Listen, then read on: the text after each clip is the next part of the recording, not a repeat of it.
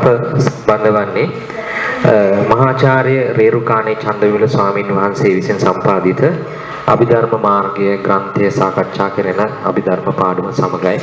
අද අපිට තියෙන්නේ අපි 27 වෙනි පාඩම අද. අපි අද තියෙන 139 පිටුව. අද තියෙන්නේ අපිට 10 වන පාඩම 139 පිටුව 10 වන පාඩම මනෝද්වාර වීති ඇතිවන අවස්ථා. මනෝද්වාර වීති ඇතිවන අවස්ථා. දැන් අපි මේ චිත්ත වීති පාඩමේ ඉන්නේ. දැන් චිත්ත වීති පිළිබඳව දැන් අවබෝධයක් යම් අවබෝධයක් තියෙනව නේද? කාට හරි දැන් චිත්ත වීති කියන එක ගැන මූලික අවබෝධය අපි ගිය සතියේත් අපි නැවත වතාවක් මතක් කරගත්තා මේ චිත්ත වීති ටික. දැනට මුකුත් ඒ ගැන ප්‍රශ්න තියෙනවද? චිත්ත වීතියක් මොකද්ද, කොහොමද වෙන්නේ? ඒ ටික ගැන ගැටලුවක් තියෙනවද? තේරෙන්නේ නැති? ඔව් දැන් එහෙමයි. දැන් අපි මුලින් ඉඳන් පොඩ්ඩක් මතක් කරගත්තොත් දැන් අපිට මේ පේන අපි සියලු දෙනාගේ කයක් පේන්න තියෙනවා. මේ කය පේන්න තිබුණට මේක ඇතුලේ තව නාමක. දැන් මේ ශරීරය ගත්තාම ශරීරයේ මූලික කොටස් දෙකකට බෙදන්න පුළුවන්. රූප කය සහ නාම කය. රූප කය කියලා කියන්නේ රූප වලින් හැදිච්ච කය. රූප කය කිව්වේ මොනවද? මේ පඨවි ආපෝ තේජෝ වායෝ වලින් හැදිච්ච කය රූප කය. ඒ කය මත තමයි මේ නාම කය පිහිටලා තියෙන්නේ. නාම කය කියන්නේ සිත. හරිද? සිත එතකොට අපි දන්නවා මේ සිත කියන එක කිසිම වෛද්‍ය විද්‍යාවකටවත් වෛද්‍ය විද්‍යාවට හසුන දෙයක් නෙමෙයි. විශේෂ විද්‍යාඥයෙකුටවත් අවබෝධ කරගන්න පුළුවන් දෙයක් නෙමෙයි මේ සිත කියන එක. සිත කියන එක තේරුම් ගන්න පුළුවන් බුදුරජාණන් වහන්සේටම පමණයි. නැත්නම් අපිට මේක නාමකය කියලා කියන්න පුළුවන්. මේ නාමකය අවබෝධ වෙන්නේ බුදු කෙනෙකුටම විතරයි. වෙන කිසිම කෙනෙකුට මේක අවබෝධ වෙන්නේ නැහැ.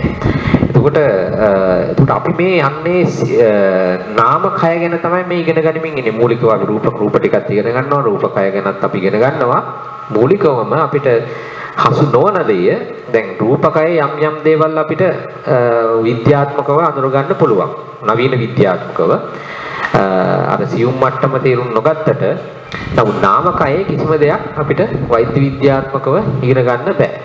මේ කයේ තියෙන ක්‍රියාත්මක මේ නාමකය. ඒ නාමකය තමයි මේ චිත්ත සංතානය, චිත්ත සන්තතිය, චිත්ත පරම්පරාව. මෙන්න මේ විදිහට මේ ක්‍රියාත්මක වෙන්නේ මෙන්න මේ කියන නාමකය.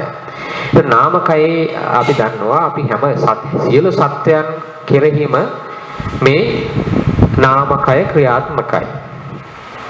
ක්‍රියාත්මක නොවෙන්නේ කාගේද? එක තලයක් තියෙනව නේද? අසඤ්ඤ තලය. අසඤ්ඤ තලේ ක්‍රියාත්මක නැහැ. අනිත් සියලු තලවල අනිත් තල 31ක මේක ක්‍රියාත්මකයි. නමුත් ඒක වගේ ක්‍රියාත්මක වෙන ඒ ක්‍රියාත්මකයක් ඒකේ තියෙනවා. ඒ සඤ්ඤ චලයේත් අපි ඒක වෙනම ඉගෙන ගනිමු. එතකොට මෙන්න මේ නාමකය කියන්නේ අපි දන්නවා ඒ කියන්නේ සිත ඇති වෙනවා, පවතිනවා, නැති වෙනවා. ඒක විරුද්ධ වුණ ගමම්ම අතරක් නැතුව තව සිතක් උපදිනවා, පවතිනවා, නැති වෙනවා. මේ විදිහට මේ චිත්තසංතානය නොනැවතී ගමන් කරනවා. ඒක නවතින්නේ නිර්වාණයේදී පමණයි.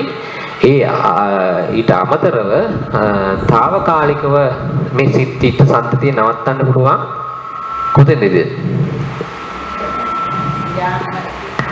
ධාන මගින් හිතලා ධාන නිරෝධ සමාපත්තියට සම්බන්ධුණු මොහොතක අපිට මිනිස්සෙක්ගේ නම් දින 7ක් දක්වා උපරිම මේක නවත්තන්න පුළුවන්. එතනින් එහාට ඒක නවත්තන්න බෑ. නැවතත් වඩා මේක මේ ක්‍රියාත්මක වෙනවා. නැත්තම් මේක එක දිගටම නොනැවතී ක්‍රියාත්මක වෙනවා. අන්නේ චිත්ත සන්තතියේ නැත්තම් චිත්ත සංතානයේ නැත්තම් චිත්ත පරම්පරාවේ බැලුමටම තියෙන වැඩිම සිත් අපි කියනවා මේ සිත් 89ක්. දැන් මේකේ ක්‍රියාත්මක වෙන සිත් වර්ග වශයෙන් අපි බැලුවාම අපිට පේනවා කීයක් තියෙනවද? 89ක් තියෙනවා. තියෙන්න පුළුවන් 89ක්. ඒකට ඒ වර්ග වශයෙන් 89ක් එතන තියෙනවා. එතකොට ඒ 89 එතකොට මේ චිත්තසංතනයේ බැලුමටම වැඩිපුරම තියෙන්නේ මොනවද? භවාංග සිත් නේ භවාංග සිත් තමයි වැඩිපුරම තියෙන්නේ. ඒතකොට එක භවයකදී අපි එක භවයක් ගමු. අපේ සංසාරය කියන්නේ භව ගොඩාක්. භව අනන්ත ප්‍රමාණයක් අපිට ප්‍රමාණයක් ඉපදිනවා මැරෙනවා මෙහෙම එකක් යන එක. අපි එක භවයක් ගත්තොත් ඉපදීමක් සහ මරණයක් අතර කාලය අපි භවයක් කියලා කියනවා. එතකොට ඒ භවයක් එකක් ගත්තොත් ඒකේ ප්‍රතිසන්දිසිත කීයක් තියෙනවද? ප්‍රතිසන්දිසිත එකයි තියෙන්නේ. එයින් එකමයි තියෙන්නේ. චුතිසිත කීයක් තියෙනවද? එකයි තියෙන්නේ. චුතිසිත එකයි. ඒ අතරේ ඒවටම සමාන තව අතර ඇති වෙන්නේ වැඩිපුර වෙන්නේ මොනවද? භවාංග සිත්. හරිද? එතකොට ප්‍රතිසන්දි දෙන්න පුළුවන් සිත් කීයක් තියෙනවද? ප්‍රතිසන්දි සිත් 19යි. 19 හැදුනේ කොහමද? සංකීර්ණ සිත් 2යි. මහා විපාක 8යි. වහංගත 9යි. හරි. එන්නේ ඉවෙන් තමයි ප්‍රතිසන්දි දෙන්නේ. එතකොට චුතිය දෙන්නේ ඒත් ඒකමයි. භවාංග ඒත් ඒකමයි. හරි. දැන් ඒ ගැන අවබෝධයක් තියෙනවා. හරි. එතකොට ඒවට අරමුණු ගන්න පුළුවන් මේ භවයේදී. මේ භවයේදී අරමුණු අරගෙන දේසිත ඇති වෙන්නේ නැහැ. මේ භවයේදී ගන්න බෑ. කලින් පෙර භවයේ මරණාසන්න චිත්ත වීතියදී ගත්ත අරමුණු අනුව මේ භවයේ උපදීමක් තමයි වෙන්නේ මේකෙදී. මේ භවයෙන් කිසිම විදිහක ඒකට අරමුණු ගන්න බෑ. හරිද? අරමුණක් එන්න ඕන සිතක් ඇති වෙන්න. නමුත් ප්‍රධාන අරමුණ ගත්තේ පෙර භවයේ. හැබැයි ඊට කලින් සිත හේතුවක් වුණා ඊළඟ සිත ඇති වෙන්න. හේතුවක් වුණා. නමුත් අරමුණක් ගත්තේ කලින් භවයේ. ඒ සිත ඇතිවීම සඳහා. හරි. දැන් ඒ ටික අපි දන්නවා. ඊළඟට එහෙම භවාංග දැන් චුති එකයි අපි කිව්වා ප්‍රතිසන්දි එකයි චුති එකයි ඒ අතරේ භවාංග සිත් ඇති වෙනවා. එහෙනම් අනිත් වෙලාවට ඇති වෙන්නේ මොනවද? චිත්ත වීති. යවන් සිත් විතරක් කියලා ගත්තොත් ටිකක් අම්මගේ ඇරනවා අපිට. චිත්ත වීති ඇති වෙන්නේ. හරිද? චිත්ත වීති ඇති වෙන්නේ. අන්නේ චිත්ත වීති ප්‍රධාන කීයක් තියෙනවද? දෙකක් තියෙනවා. ඒ දෙක මොකද්ද? මොනවද? පංචද්වාරික චිත්ත වීති සහ මනෝද්වාරික චිත්ත වීති. ප්‍රධාන වර්ග දෙකයි.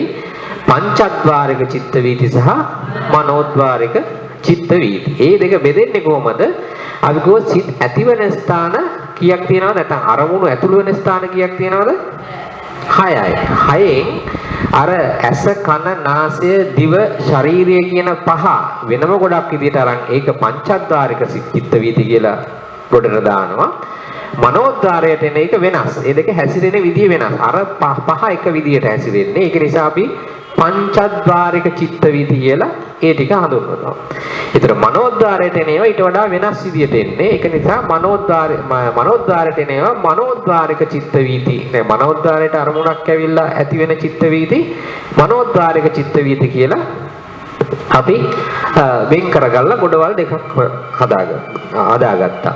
ඒතර පංචද්වාරික චිත්ත වීති ගත්තාම අපි හිතමු එතකොට ඒකට අරමුණු ඇතුල් වෙන ස්ථාන කීයක් තියෙනවද? 5යි. මොනවද 5? ඇස, කන, නාසය, දිව, ශරීරය 5. ඒතර ඒ පහ හැසිරෙන්නේ එකම විදියට. හරිද? ඒතකොට එකක් ගත්තොත් අපි එක අපි ඇහැ ගමු ඉතින්. ඇහැට ගත්තාම ඇහැට අරමුණක් ආවහම ඇති වෙන්න පුළුවන් වීති වර්ග කීයක් තියෙනවද? වීති වර්ග 4යි. ඒ හතර මොනවද? අතිමහත්තාරම්මන, මහත්තාරම්මන, පරිත්තාරම්මන, අතිපරිත්තාරම්මන. ඔන්න වර්ග 4යි. ඒ වර්ග 4ෙන් අතිමහත්තාරම්මන වීති කීයක් ඇති වෙනවද? 1යි. මහත්තාරම්මන වීති 2යි. පරිත්තාරම්මන වීති 6යි. අතිපරිත්තාරම්මන වීති 6යි. ඔක්කොම කීයද? 15යි. අන්න. එතකොට චක්කුද්වාරික චිත්ත වීති ඔක්කොම 15යි. චක්කුද්වාරික චිත්ත වීති 15යි. සෝතද්වාරික චිත්ත වීති 15යි. ගහනද්වාරික චිත්ත වීති 15යි. ජීවද්වාරික චිත්ත වීති 15යි. කායද්වාරික චිත්ත වීති 15යි. ඔක්කොම 75යි. එතකොට පංචද්වාරික චිත්ත වීති 75ක් ඇති වෙනවා. හරි නේද? පංචද්වාරික චිත්ත වීති 75ක් ඇති වෙනවා. අපි 75ම ඉගෙන ගත්තා. හරිද? ඊට පස්සේ මනෝද්වාරික චිත්ත වීති. මනෝද්වාරික චිත්ත වීති වර්ග ප්‍රධාන කොටස් දෙකක් තියෙනවා. ඒ දෙක මොනවද? කාමජවන් චිත්ත වීති සහ අර්පණා චිත්ත වීති. ඒත් අර්පණා කියලා කිව්වේ භාවනාවෙන් උපදින චිත්ත වීති. හරි අපි තාම ඒක ඉගෙන ගත්තේ නැහැ. අර්පණා කොට අපි වෙනම තියෙනවා. ඒක ඉස්සරහට ඉගෙන ගන්න තියෙනවා. දැන් අර්පණා කොට වෙනම තියුවා. අපි දැන් ගන්නවා කාමජවන් චිත්ත වීති. ඒත් කාමජවන් චිත්ත වීති ආයි ගොඩවල් කීයකට බෙදනවද? දෙකයි. දෙක මොනවද? සත්ප දසායුෂ්ක. ඒ කියන්නේ චිත්තක්ෂණ 14ක් ආයු ඇති වර්තමාන රූප අරමුණු කරගෙන ඇති වෙන චිත්ත වීති එක ගොඩකට ගත්තා. එසේ නොවන චිත්ත වීති එසේ නොවන ඒ කියන්නේ චිත්තක්ෂණ 14ක් ආයු නැති වර්තමාන රූප අරමුණු කරගෙන සහ අනිත් අතීත අනාගත ඒකට තමයි ටිකක් වැටෙන්නේ. චිත්තක්ෂණ 14ක් ආයු ඇති අතීත සහ අනාගත රූප අරමුණු කරගෙන ටිකක් ඒක තමයි වැටෙන්නේ. ඒ කොට වෙනම ගත්තා. හරිනේ. එතකොට ඒක අපි අර ටික අයින් කරලා අපි දෙකකට ගමු. මොකද දෙක? එතකොට කාම ජවන් චිත්ත වීති වර්ග දෙකකට බෙදාගත්තා. ඒ දෙක තමයි චිත්තක්ෂණ 14ක් ආයු ඇති වර්තමාන රූප අරමුණු කරගෙන ඇති වෙන චිත්ත වීති සහ චිත්තක්ෂණ 14ක් ආයු නැති වර්තමාන රූප අරමුණු කරගෙන ඇති වෙන චිත්ත වීති. මොන වර්ග දෙක. පැහැදිලි නේද ඒක? එතකොට එයින් එකක් ගත්තාම අපි කියමු ඒ දෙකක් ගත්තා. දෙකෙන් චිත්තක්ෂණ 14ක් ආයු ඇති වර්තමාන රූප අරමුණු කරගෙන ඇති වෙන්න පුළුවන් චිත්ත වීති වර්ගයි කීයක් තියෙනවද? දෙකයි. දෙක මොකද්ද?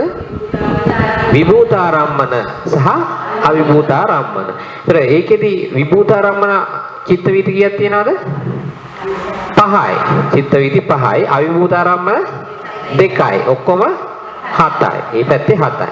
ඊට පස්සේ චිත්තක්ෂණ 14ක් ආයු නැති වර්තමාන රූප අරමුණු කරගෙන ඇති වෙන්න පුළුවන් චිත්ත වීති වර්ග කීයක් තියෙනවද? දෙකයි. මොනවද දෙක? විභූතාරම්මන අවිභූතාරම්මන. විභූතාරම්මන කීයද? 1යි. අවිභූතාරම්මන 1යි. ඔක්කොම කීයද? 2යි. ඔක්කොම කාම ජවන් චිත්ත මනෝද්වාරික කාම ජවන් චිත්ත වීති කීයක් තියෙනවද? ඔක්කොම 9ක් තියෙනවා. හරිනේ. දැන් එතෙන්ට එනකම් පැහැදිලි නේද? අපි එතෙන්ට එනකම් දැන් ඉගෙනගෙන තියෙන්නේ. දැන් අපිට මනෝද්වාරික තව එක ගොඩක් තියෙනවා. ඒ තමයි අර්පණා. අර්පණා චිත්ත වීති තාම අපි ඉගෙන ගත්තේ නැහැ. දැන් අපිට තියෙන්නේ අර්පණා චිත්ත වීති ටිකයි මරණාසන්න චිත්ත වීති ටිකයි තමයි ඉගෙන ගන්න තියෙන්නේ ඉස්සරහට. ඒ ටික වෙනම ඉස්සරහට එනවා පාඩමේ. දැන් එතනකම් පැහැදිලි නේද? එතෙන්ට එනකම් පැහැදිලි නේ? එතෙන්ට එනකම් කාට හරි ගැටලුවක් තියෙනවද? හරි. ඊළඟට දැන් පාඩමට එනවා. අද පාඩම තියෙන්නේ 139 පිටුව 10 වන පාඩම මනෝද්වාර වීති ඇතිවන අවස්ථා. දැන් මේව කොහොමද ඇති වෙන්නේ කියන එක මනෝද්වාරික චිත්ත වීති ඇති වෙන අවස්ථාව තමයි දැන් මේ කතා කරන්නේ. මනෝද්වාර වීති ගැන හොඳ අවබෝධයක් ඇතිවීමට ඒවා ඇතිවන අවස්ථා දැනගත යුතුය.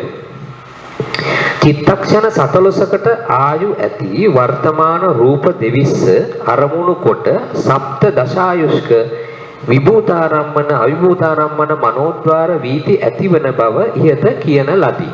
හරිනේ. අපි ඉස්සර මතක් කරගත්තා. රූපයේ, ශබ්දයේ, ගන්ධයේ, රසයේ, ස්පර්ශයේ යන අරමුණු පස ඒ රූප දෙවිස්සට ඇතුළත්ය. හරිනේ. ඔබ රුවන්වැලි මහා සෑය කරා ගියහොත් ඒ මහා සෑය ඔබ දක්නෙහිය. රුවන්වැලි සෑය දැකීමය කියන්නේ අනිකක් නොව රුවන්වැලි සෑය අරමුණු කොට ඔබගේ సంతානයේ යම්කිසි චක්සුද්්වාර වීතියක් ඇතිවීමය. ඒක පැහැදිලිනේ. අපි රුවන්වැලි සෑය ළඟට ගිහිල්ලා අපි වන්දනා කරනවා. ඒතර රුවන්වැලි සෑය අපි දකිනවා. දැකලා ඒ ඇතිුනේ මොකද්ද එතකොට? දැක්ක කියලා කියන්නේ චක්සුද්්වාරික රූපයක් ඇතුළු වුණා ඇහැට ඒ රුවන්වැලි සෑය ඇතුළු වුණා ඇතුළු වුණා ඇහැට ඇතුළලා චක්සුද්්වාරික චිත්ත වීතියක් ඇති වුණා. හැබැයි ඒ ඇති වුණාට පස්සේ තව මනෝද්්වාරික මේ චිත්ත වීති ටිකක් ඇති වෙනවා. මේක රුවන්වැලි සෑයයි කියලා ඒ තොරතුරු දෙන්නේ මනෝද්්වාරික චිත්ත. ඒක පස්සේ ඉගෙන ගන්නවා. මේ මූලිකව ඇතුළුනේ ඒ සියලු මේ ඒවට අරමුණේ චක්සුද්්වාරික චිත්ත වීතියක්. අර රුවන්වැලි සෑයේ වර්ණය ඇහැට ඇතුළු වෙලා අරමුණක් විදියට චක්සුද්්වාරික චිත්ත වීතියක් ඇති වුණා. ඒක පැහැදිලිනේ. ඒක ගැන ගැටලුවක් නැහැ නේද? හරි ඊළඟට ඔබ නිවසට ගිය කල්ලි දුටු රුවන්වැලි මහා සෑය ඔබට සිහි වේ. දැන් අපි ගෙදර එනවා. දැන් ඒක බලලා ගෙදර එනවා. ගෙදර ඇවිල්ලා අපිට සිහි වෙනවා රුවන්වැලි සෑය. හරිද? එතකොට මොකද්ද මේ මතක? මනෝද්්වාරික චිත්ත වීතියක් අරමුණ මොකද්ද? අතීත මොකද්ද? අතීත මොකද්ද අරමුණුනේ? අතීත රූපය. අතීත රූපය නේද? මතක් වුණා කියලා කියන්නේ ඒ බලපු එක මතක් වුණා කියලා කියන්නේ බලපු චිත්‍රය මතක් වුණා කියන්නේ අතීතයේ ආපු රූපය අරමුණු වෙලා තමයි ඒක මතක් වුණා කියලා කිව්වේ. හරිද? අපි කියවනේ අර අතීත චිත්තක්ෂණ 17ක් ආයු ඇති අතීත සහ අනාගත ඇතුළු වෙන්නේ මොන චිත්ත වීතියද? චිත්තක්ෂණ 17ක් ආයු නැති ගොඩට වැටෙන්නේ. නැති වර්තමාන ගොඩට. තේරුණා නේද? අපි ඉස්සෙල්ලා කිව්වා ඒක. අපි ඉස්සෙල්ලම මනෝද්්වාරික කාමජවන් වර්ග දෙකකට බෙදාගත්තා. දෙක තමයි චිත්තක්ෂණ 17ක් ආයු ඇති වර්තමාන රූප අරමුණු කරගෙන ඇති වෙන චිත්ත වීති ටික. දෙවෙනි එක තමයි චිත්තක්ෂණ 17ක් ආයු නැති වර්තමාන රූප ඇති අරමුණු කරගෙන ඇති වෙන මේ ඒකටම ඇතුළු වෙනවා. ඒ ගොඩ තමයි ඇතුළු වෙන්නේ චිත්තක්ෂණ 17ක් ආයු ඇති අතීත සහ වර්තමාන අරමුණු ඇතුළු වෙන්නේ අර චිත්තක්ෂණ 17ක් ආයු නැති ගොඩේම තමයි ඒ චිත්ත වීතිය ඇති වෙන්නේ. හරි නේද? එතකොට මේක මොකද්ද මේ? චිත්තක්ෂණ 17ක් ආයු ඇති අතීත රූපේනේ අරමුණුනේ. ඇයි ඉපදිලා නැති වෙලා ගිය එකක් තමයි මේ අරමුණේ. අපි ඒව දැක්ක වෙලාවේ ඇතුනේ ඒ වෙලාවට වර්තමාන දැන් අතීත. හරි නේද? එතකොට ඒක පැහැදිලි නේද? එතකොට මේ ඔබ නිවසට ගිය කල්ලි දුටු රුවන්වැලි මහා සෑය ඔබට සිහි වේ. ඒ රුවන්වැලි මහා සෑය සිහිවීම නම් ඔබ කලින් දුටු රුවන්වැලි මහා සෑය අරමුණු කරන මනෝද්්වාර වීතියක් ඇතිවීමේ. හරිනේ? මනෝද්්වාර වීතියක් තමයි ඇතුනේ. ඒක තේරුණානේ? අතන ගෙතෙන්ට බැලුවාම චක්සුද්්වාරික චිත්ත වීතියක් ඇති උනේ. ගෙදර ආවම මනෝද්්වාර චිත්ත වීතියක් ඇති වුණ බව පැහැදිලි. දැන් තවදුරටත් ඒක විස්තර කරනවා. ඔබ දුටු රුවන්වැලි සෑය චිත්තක්ෂණ 17ක් ආයු ඇති රූප සමූහයකි. දැක්ක එක චිත්තක්ෂණ 17ක් ආයු ඇති. මොකද්ද ඒ රූපය? මොකද්ද රූපය? වර්ණ රූපය. ඇසට ඇතුළු වෙන්න බෑ වෙන එකක්. මොකද්ද? වර්ණ රූපය. චිත්තක්ෂණ 17 වූ ආයුෂය ගෙවි ඒ රූප සමූහය එකෙනෙහිම නිරුද්ධ විය. ඒ වෙලාවෙම නිරුද්ධ වුණා ඒ රූප ටික. හරිනේ? රූප ටිකේ වර්ණ රූපය. දැන් ඒවා නැත. දැන් ඒවා ඇති වෙලා පැවතිලා නැති වුණා. දුටු රුවන්වැලි සෑය සිහි කිරීම වශයෙන් ඔබ సంతානයේ ඇති වූ මනෝද්්වාර වීතියට අරමුණු වන්නේ ඔබ ඒ වෙලාවේදී දුටු දැන් නැති අතීත රූප සමූහයකි. හරි නේද? ඒක පැහැදිලි නේද? හරි. ඔබට ඒ වෙලාවේදී ඇති වූයේ අතීත රූප අරමුණු කරන චිත්තක්ෂණ 17ක් නැති මනෝද්්වාර වීති දෙකින් එකකි. හරිද? පැහැදිලිද ඒක? එතන මොකක් පැටලිල්ලක් තියනවද? තේරෙනවද? තේරෙන්නේ නැහැ. තේරුණා? නැති එකට තමයි එන්නේ අතන අතීත සහ අනාගත. ඇති එකේ වර්තමාන එක විතරයි ඇති එකට එන්නේ. ඇති එකේ අතීත සහ අනාගත ඒවා නැති එකට එන්නේ. හරිනේ? තේරුණා නේද ඒක? මේක ලොකු දෙයක් නෑ, ලොකු තේරුම් ගන්න අමාරු කමක් නෑ, වචන ටිකේ පොඩි වෙනසක් තියෙන්නේ. නැවත කියනවා. දැන් කාම ජවන් මනෝද්වාරික චිත්ත වීති වර්ග දෙකයි. වර්ග දෙක තමයි චිත්තක්ෂණ 14ක් ආයු ඇති රූප 22යි තියෙන්නේ. ඒ 22 අරමුණු කරගෙන ඇති වෙන චිත්ත වර්තමාන රූප. හරි. ඒ කියන්නේ ඒ වෙලාවෙම ඇති වෙන්න ඕන. ඒ වෙලාවෙම ඇති වෙන වර්තමාන රූප අරමුණු කරගෙන ඇති වෙනවා චිත්තක්ෂණ 14ක් ආයු ඇති චිත්ත වීදි ටික. එතකොට ඉතුරු 6ක් තියෙනෝනේ. 28න් 6ක් ඉතුරුයි. අන්න ඒ 6 ඒකට කියනවා අපි චිත්තක්ෂණ 14ක් ආයු නැති කියලා. ඒ ගොඩ වෙනම ඒකත් වර්තමාන චිත්තක්ෂණ 14ක් ආයු නැති ගොඩ. මේ දෙක තමයි අපි බෙදාගන්නේ මේ කෑලි දෙක.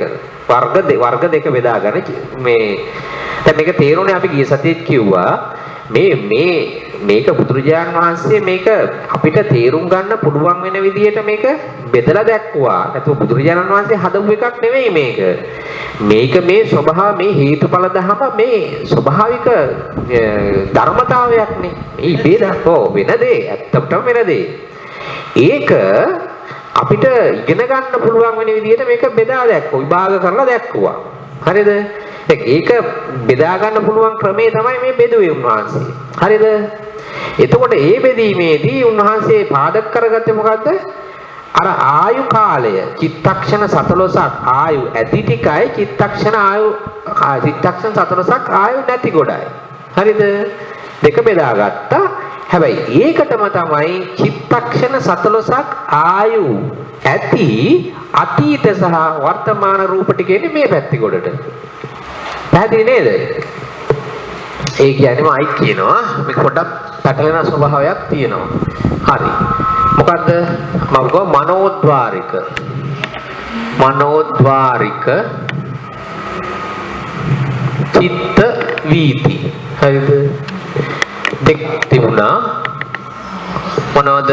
කාම ජවන් චිත්ත වීති සහ මොනවද? අර්පණා චිත්ත වීති. හරිද? චිත්ත වීති. ඊට පස්සේ මේ ටික අපි දැන් කතා කරන්නේ කාම ජවන් චිත්ත වීති ගත්තහම දෙකක් තිබුණා. ඒ දෙක මොකද්ද?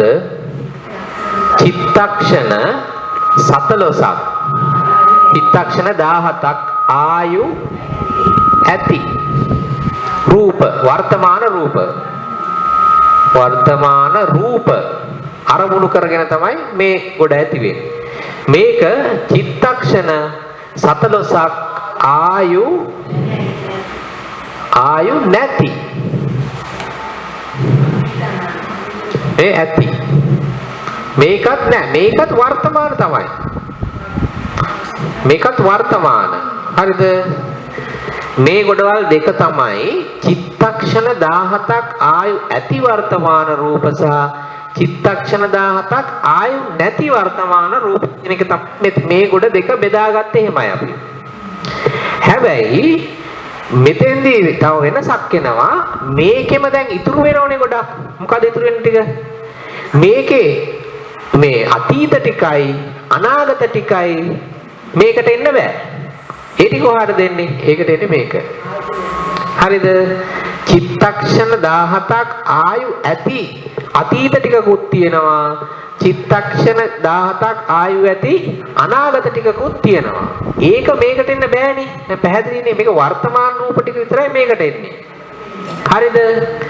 ඒක නිසා ඒ ටිකෙන්නේ මොකටද? ඒ ටිකෙන්නේ මේකට. දැන් මේ බෙදීමට පදනම කරගත්තේ වර්තමානවල චිත්තක්ෂණ 17ක් ආයු ඇති සහ නැති වෙනස තමයි මේ බෙදීමට පාදක කරගත්තේ. හරිද? පැහැදිලි නේද? ඒ පාදක කරගත්ත අරගෙන මේක බෙදුනහම මේකේ ඉතුරු ගොඩක් ඉතුරු ටිකක් ඉතුරු ඉන්නවනේ ටික මේකේ අතීත සහ අනාගත. ඒක එන්නේ මේකට.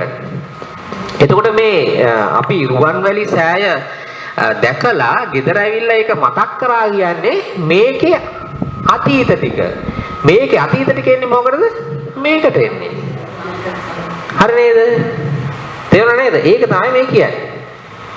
ඒක තමයි මේ කියන්නේ. හරිද? ඒතර මේකේ තායි දෙවර්ගයක් තිබුණා. මේකේ මොකද? විභූතාරම්මන පහයි අවිභූතාරම්මන දෙකයි. මේකෙත් එහෙම එනවා. විභූතාරම්මන එකයි අවිභූතාරම්මන එකයි. කොහොම තමයි? හරිද? ඔක්කොම තමයි 9 වෙන්නේ. හරිද? දැනටත් තාමත් පැහැදිලි නැති කවුරු හරි ඉන්නවද? දැන් මේකේ කිව්වේ රුවන්වැලි සෑය දැකපු වෙලාවේ එතෙන්ට කියලා දැකපු වෙලාවේ මොන චිත්ත වීතියක්ද ඇති උනේ? නෑ. එවෙලේ රුවන්වැලි සෑය දැකපු එතෙන්ට ගිහිල්ලා දැකපු වෙලාවේ මොන චිත්ත වීතියක්ද ඇති උනේ? පංචද්වාරික නැත්තම් චක්සුද්වාරික චිත්ත වීතිය. ඒක මේ ගොඩේ නෙමෙයි අනිත් ගොඩේ. පංචද්වාරික චිත්ත වීතියක් ඇති වුණේ. හරි නේද? දැන් ඒක දැකලා ඒක රූපය ඇති වෙලා පැවතිලා නිරුද්ධ වුණා. නිරුද්ධ වෙලා ගෙදර ආවට පස්සේ ඒක මතක් වුණා. මතක් වුණාම දැන් ඇති වෙලා පැවතිලා නැති වෙලායි මේ අතීත රූපයක් තමයි දැන් මතක් වුනේ. ඒක මේකට එන්න බෑ. මොකද වර්තමාන රූප විතරයි මේක අරමුණු කරන්නේ. ඒක නිසා ඒක එන්නේ මේකට. ආයු නැති කොටට තමයි එන්නේ. හරිනේ?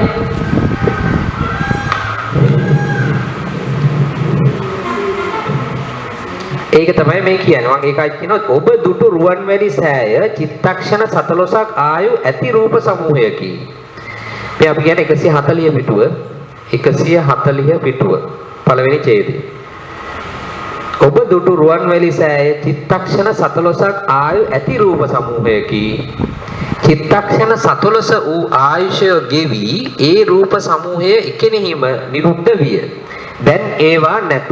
දුටු රුවන්වැලි සෑය සිහි කිරීම වශයෙන් ඔබ సంతානයේ ඇති වූ මනෝද්වාර වීතියට අරමුණු වන්නේ ඔබ ඒ වෙලාවේදී දුටු දැන් නැති අතීත රූප සමූහයකි. ඔබට ඒ වෙලාවේදී ඇති වූයේ අතීත රූප අරමුණු කරන චිත්තක්ෂණ 14ක් නැති මනෝද්වාර වීති දෙකින් එකකි. හරිද? මේ දෙකක් තිබුණේ මේ දෙකින් එකක්. එක්ක විභූතාරම්මන එක එක්ක අවිභූතාරම්මන එක. හරිද? හරි නේද? ඔබ නිවසේ සිට ඇසට නොපෙනෙන රුවන්වැලි මහසාය දෙසට හැරි එයට වඳින්නෙහි නම් ඒ වැඳීමට ලක්වන්නේ ඔබ කලින් දුටු රුවන්වැලි මහසෑය නොව ඒ වෙලාවේ එතන ඇති රුවන්වැලි සෑය. එයට নমස්කාර කිරීම වශයෙන් ඔබට ඇතිවන්නේ වර්තමාන රූපය අරමුණු කරන සප්ත දශායුෂ්ක විභූතාරම්මන වීති පසෙන් හා අවිභූතාරම්මන වීති දෙකෙන් යම් කිසි වීතියකි. ඒ වන්දනාවට ලක්වන්නේ කලින් දුටු රුවන්වැලි මහා සෑය නොවේ යයි කියන්නේ ඔබ රුවන්වැලි සෑය වශයෙන් කලින් ඇසින් දුටු රූප සියල්ලම නිරුද්ධ වූ බැවිනි. ඒක තේරෙනවද? දැන් අපිට රුවන්වැලි සෑය තේරෙනවද ඒක? එතන සියුම් තනක් තේරෙනවද ඒක? තේරෙන්නේ නැහැ නේ. ටිකක් එතන පොඩ්ඩක් මේ ගැඹුරු නැහැ. දැන් අපිට රුවන්වැලි සෑය වන්දන දෙකක් තියෙනවා. අපිට මෙතන ඉඳන් වඳින්න පුළුවන් එතෙන්ට ගිහිල්ලා වත්තුන. හරිද? එතෙන්ට ගිහිල්ලා වැන්දොත් අපේ ඇති වෙන්නේ මොකද්ද චිත්ත වීතිය? චක්කුද්්වාර චිත්ත වීතිය. හරිද? මෙතන ඉඳන් වදිනවා. මෙතන ඉඳන් වදින්න බැරිද? පුළුවන්. මේ පැත්ත හැරිලා වදිනවා. දැන් ඒ වෙලාවේ මේ දැන් වදිනවා කියලා අපි වදිනවා. හරිද? වදිනකොට පොඩ වැදලා බලන්න අර කලින් ගිය දවසක දැකපු එකක්ද මතක් වෙන්නේ? නෑ. දැකපුත් එකක් නෙවෙයි මතක් වෙන්නේ. ඕනනම් අපිට වැදපු රූපයක් දැකපු රූපයක් හරි ගියපු වෙලාවක් හරි ඒක මතක් කරගෙන වදින්නත් පුළුවන්. එතකොට ඇති වෙන්නේ අතීත රූපය. අරමුණු වෙන්නේ අතීත රූපය. ඒක නෙවෙයි. ඒක අරමුණු කරන්නේ නැතුව දැන් කියන එක අරමුණු කරගෙන වදිනවා. දැන් හරි රූපයක් දැතට. අන්න ඒ වෙලාවේ එහෙනම් අරමුණු වෙන්නේ මොකද්ද? මේ වෙලාවේ අපිට ඇහැට ඒක ඇතුල් වෙන්න බෑනේ, ඇහැට පේන්නේ නෑනේ. ඒක තියෙන්නේ අපිට පේන තැනක නෙමෙයි දැන්. හැබැයි මේ වෙලාවෙත් ඒකේ රූප ඇති වෙනවා, වර්ණ රූපය ඇති වෙනවා, පවතිනවා, නැති වෙනවා නේද? එහෙනම් දැන් මේ වෙලාවේ ඒක රූප ඇහැට ඇතුල් වෙන්න පුළුවන්ද? බෑ. ඇහැට ඇතුල් වෙන්න බෑ. ඒක ඇතුල් වෙන්න පුළුවන් මනෝද්වාරයට. අන්න ඒක ඒ ඇති වෙන්නේ වර්තමාන රූපය. අන්න එතකොට ඇති වෙන්නේ මෙන්න චිත්තක්ෂණ 17ක් ආයු ඇති වර්තමාන රූපේ මෙන්න මේ පහෙන් හෝ මේ දෙකෙන් මේ හතෙන් එකක්. හරිද? මෙතෙන්දී වෙනස් වෙන්නේ විභූතාරම්මද අවිභූතාරම්මද කියන්නේ මේ මේකේ වෙනස මොකද්ද? තදාරම්මන නේද? මතකද? මේකේ තදාරම්මන තියෙනවා, මේකේ තදාරම්මන නැහැ. මතකද ඒක? මේකේ තදාරම්මන තියෙනවා, මේකේ තදාරම්මන නැහැ. ඒතකොට තදාරම්මන තියෙනවයි නැති කියන එකේ වෙනස මොකද්ද? තදාරම්මන තියෙනවා නම් හැමතිස්සෙම කාමාවචර ධර්ම අරමුණු කරන්නේ කාම වන්දනාවට ලක්වන්නේ කලින් දුටු රුවන්වැලි සෑය නොවේ යයි කියන්නේ ඔබ රුවන්වැලි සෑය වශයෙන් කලින් නැසින් දුටු රූප සියල්ලම නිරුද්ධ වූ බැවිනි. කලින් දාපු ඒවා නිරුද්ධ වෙලා තියෙන්නේ.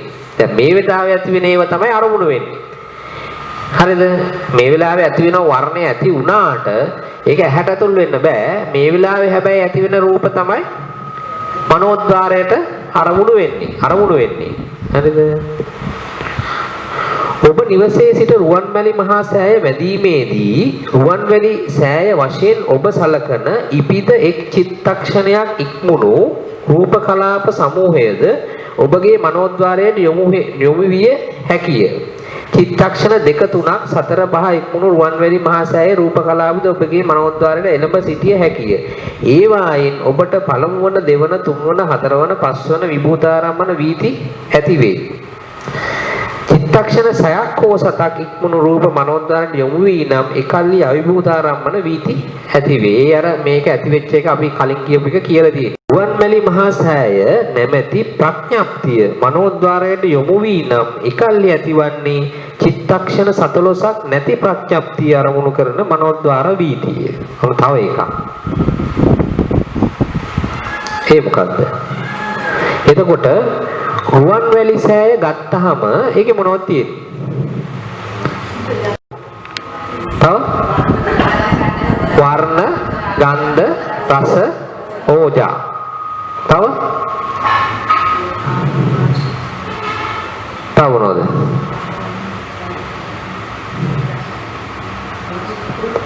එච්චරයි නේද? එච්චරද?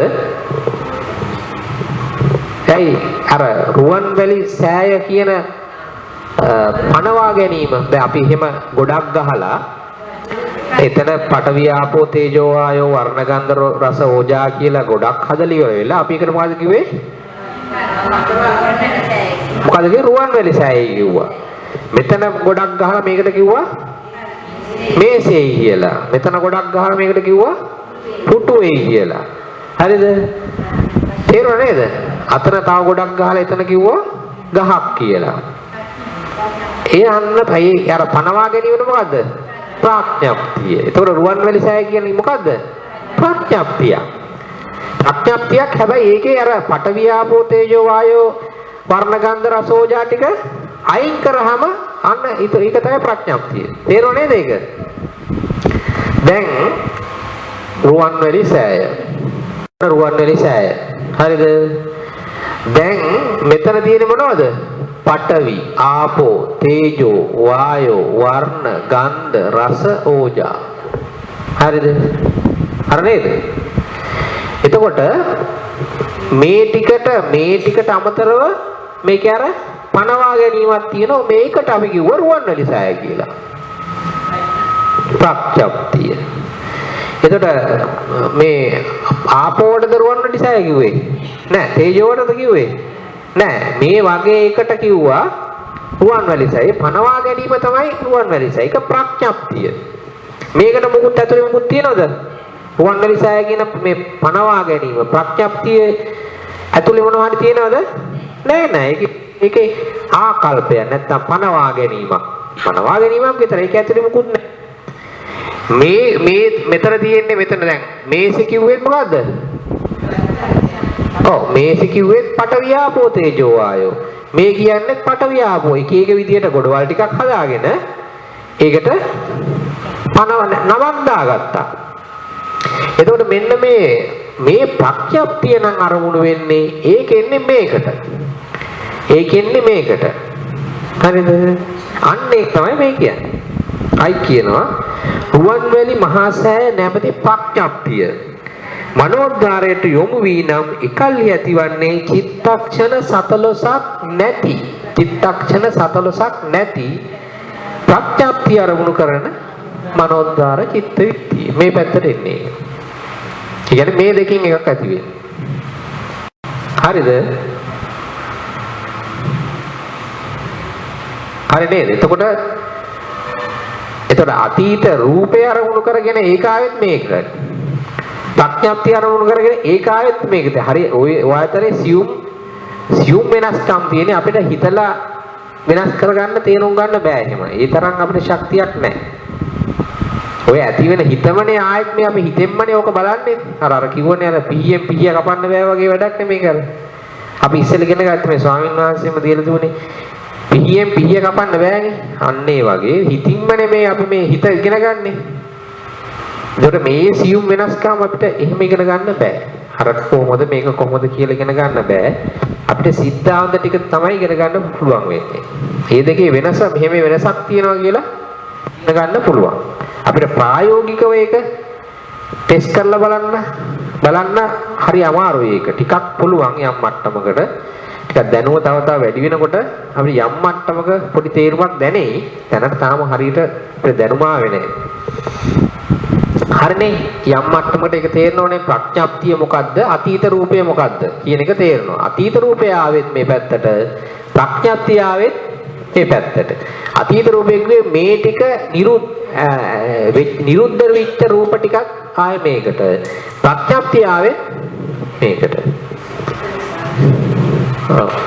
හරි. ඊළඟ රුවන්වැලි මහා සෑය දුටු බව ඔබට මතක් වේ නම් එකල්ලි ඔබට ඇති වූයේ චක්කු විඥානය හෝ චක්කුද්්වාර වීතිය අරමුණු කරන මනෝද්වාර වීතිය.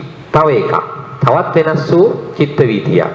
ඒක එතෙන්දී අරමුණ ආවේ දැන් අපි දැක්කා කියලා මතක් වුණා. මොකක් හරි හේතුවකින් අපි දැක්කා කියලා මතක් වුණා. අපි දැකලා තියෙනවා කියලා මතක් වුණාම ඒ අරමුණ උනේ ඒ දැක්ක වෙලාවේ ඇතිවෙත්ත චක්කු විඥානය හරි චක්කුද්්වාර චිත්ත වීතිය හරි. හරිද? තමයි ඒ අරමුණ උනේ. ඒක අරමුණ වෙලා මනෝද්වාරක චිත්ත වීතියක් ආවා. ඒකත් එන්නේ මේ පැත්තට. මොකද චිත්තක්ෂණ 14ක් ආයු නැහැ. ආයු නැති කොටට තමයි ඒක එන්නේ. එය සිත් අරමුණු කොට ඇතිවන මනෝද්වාර වීතික. සිත් අරමුණු කොන්නේ එන්නේ චිත්තක්ෂණ චිතේ අරමුණු වයස කීයද? චිත්තක්ෂණ 1යි. චිත්තක්ෂණ 1යි. සිතේ ආයු කාලේ චිත්තක්ෂණ 1යි. එතකොට චිත්තක්ෂණ අර පැත්තට එන්න බෑ. ආයු 17ක් තියෙන එකට පැත්තට එන්න බෑ. මේ පැත්තට එන්න. රුවන්වැලි සෑය සිහිවීම අනකෙකි. රුවන්වැලි සෑය දුටු බව සිහිවීම අනකෙකි. රුවන්වැලි සෑය සිහිවීම එකක්, දුටු බව සිහිවීම තවත් එකක්. හරිද? එතකොට ඒක දෙක අතර වෙනසක් තියෙනවා. එහෙම වෙනව නේද අපිට? දැන් බලන්න කොච්චර සියුම්ද අපි ඕක මේක දැනගත්තේ නැත්නම් ওই දෙකක් බවත් අපිට තේරෙන්නේ නැහැ නේද? දැක්කපු බව මතක් වීම එකක්, දැක බව සිහිවීම තව එකක්. චිත්ත වීති වර්ග දෙකක් ඒක. ඒ කියන්නේ අරමුණ වෙනස්. මේ මනෝද්වාරික චිත්ත වීතිය ඇතිවීම සඳහා අරමුණු දෙවිදියකට දැක්ක බව සිහිවීම එකක්, දැක්කම එක සිහිවීම තව එකක්. ඒක. රුවන්වැලි සෑය දුටු බව සිහිවීම අනිකකි. අවුල් කර නොගෙන ඒ දෙකේ වෙනස තේරුම් ගන්න. හරිනේ? එතකොට දැකපු බව සිහි වෙනව නම් ආවේ චක්කු විඥානය හෝ චක්කුද්්වාරික චිත්ත වීතිය. ඊට රූපය තමයි දැකපු එක මතක් වුණා නම් දැක්ක බව මතක් වුණීම සහ දැකපු එක මතක් වුණා නම් දැකපු එක අතීත රූපය.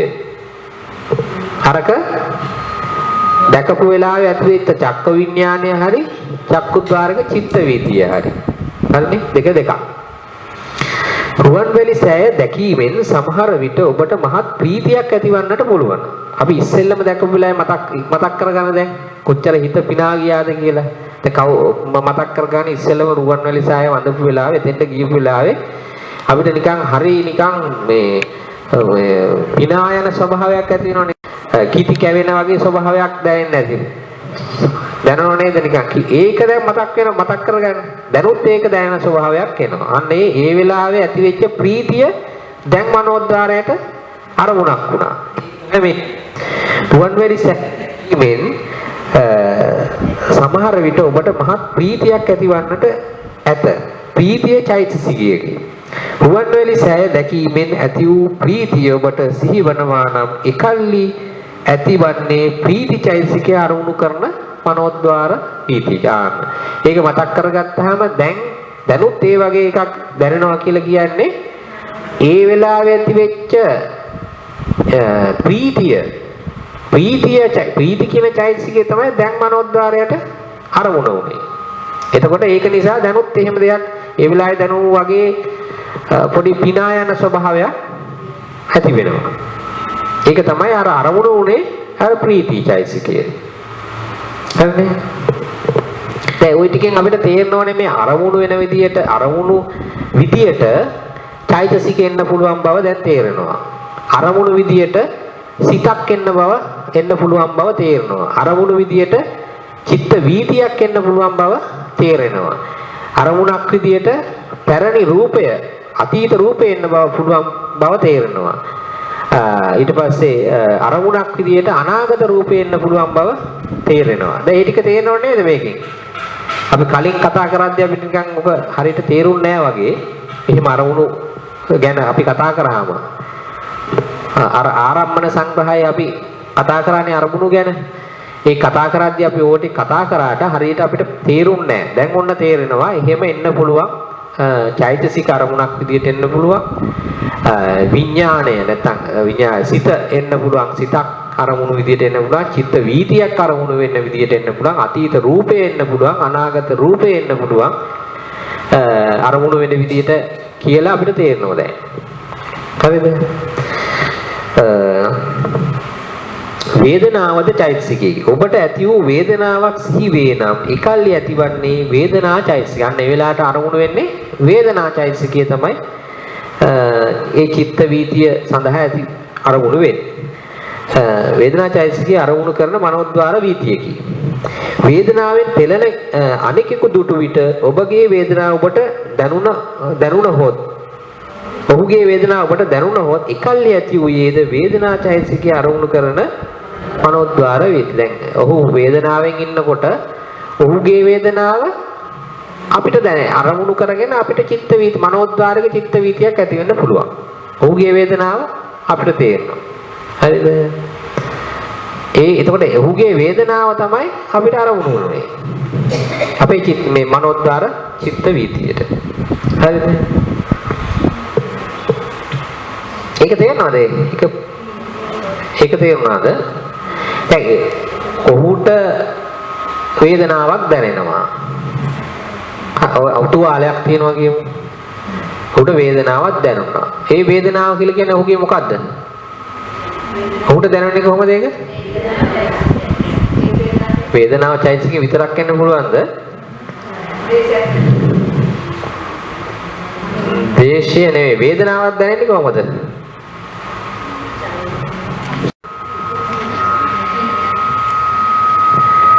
අකුසල විපාක දුක්ඛ සහගත කාය විඥානයේ ඒ සිතේ වේදනාව තියෙනවද? කොහොමද කියන්නේ? ඇයි සබ්බචිත්ත සාධාරණ හතෙන් එකක් නේ වේදනාව කියන්නේ. සබ්බචිත්ත සාධාරණ හත මොකද්ද? පස්ස වේදනා සංඥා චේතනා ඒකාග්‍රතා ජීවිතේන්ද්‍රිය මානසිකාරය. ත්‍රේ හතේක තියෙනවද? තියෙනවා. ඒ හත තියෙනවා. එයාට ඇති උන එක. දැන් අපිට ඇති එයා දිහා බලලා අපිට ඇති වුණා. එතන ඒ වේදනාවද අපි අරමුණු උනේ? නෑ. එයා විඳින එක විඳිනවා කියලා ඒ දැනෙන එක එයාකකමක නෙමෙයි අපිට ඇති උනේ. ඒක අරමුණු වුණා අපිට. ඒක අරමුණක් විදියට අපිට ආවා. අරමුණු වෙලා අපමණෝද්වාරයේ චිත්ත වීතියක් ඇති වුණා. තේරුණාද? ඒ විදින සිතේ තියෙන අර දැන් අපිට යා වේදනාවෙන් ඉන්න බව තේරෙන්න ඕනේ. දැකලා ඇති වෙන එක තමයි ඒක. දැකලා ඇති වෙන එක තමයි ඒක. ඒක පටලව ගන්න මම මේ කිව්වේ ඒක.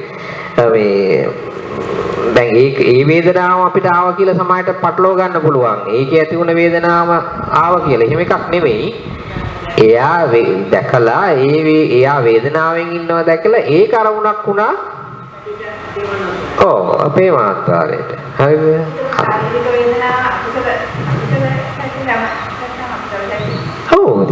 අපි ඉගෙන ගත්තා. වේදනාවක් කියන්නේ අපිට දැනෙන ඇහැට වැටෙන සියලු ඒවා විපාක. කනට වැටෙන සියලු ශබ්ද විපාක. අපි ඉගෙන ගත්තනේ කලින්. නාසයට දැනෙන සියලු ගන්ධ විපාක. ඊට පස්සේ දිවට දැනෙන සියලු රස විපාක. කයට දැනෙන සියලු පහසවල් විපාක. අපිට හොඳ රස කෑමක් එනවා කියලා කියන්නේ මොකද්ද? විපාකයක්. අපි කරපු පෙර කරපු කුසල කර්මයක විපාකයක්. විපාකයක්. සියලු වේදනාවක් වෙනවා නම් ඒ සියලු විපාක. ඒ කියන්නේ අපි ඉගෙන ගන්නනේ වේදනාවක් දැනෙනවා නම් අනිවාර්යෙන් කාය විඥානය ඇති වෙන්නම ඕන. වේදනාවක් කාය විඥානය ඇති වෙන්නේ නැතුව එන්න පුළුවන්ද? බෑ. දුක්ඛ සහගත කාය විඥානය එන්නම ඕන. දුක්ඛ සහගත කාය විඥානය ආවේ මොකකින්ද? අකුසල් සිත්වලින්. අකුසල් සිත්වල අපි කියවනේ විපාක එන්නේ අකුසල් සිතක ප්‍රතිඵල එන්නේ කොහොමද එන්නේ? විපාක එන්නේ කොහොමද? අහේතුක අකුසල විපාක සිත් හතෙන් එන්නේ. ඒතර කුසල විපාක සිත් එන්නේ විපාක එන්නේ කොහොමද?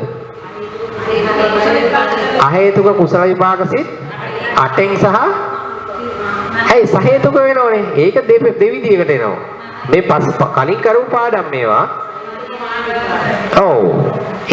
දැන් කුසල විපාක දෙවිදියකට එනවා. හේතුකව සහ හේතුකව. කුසල විපාක.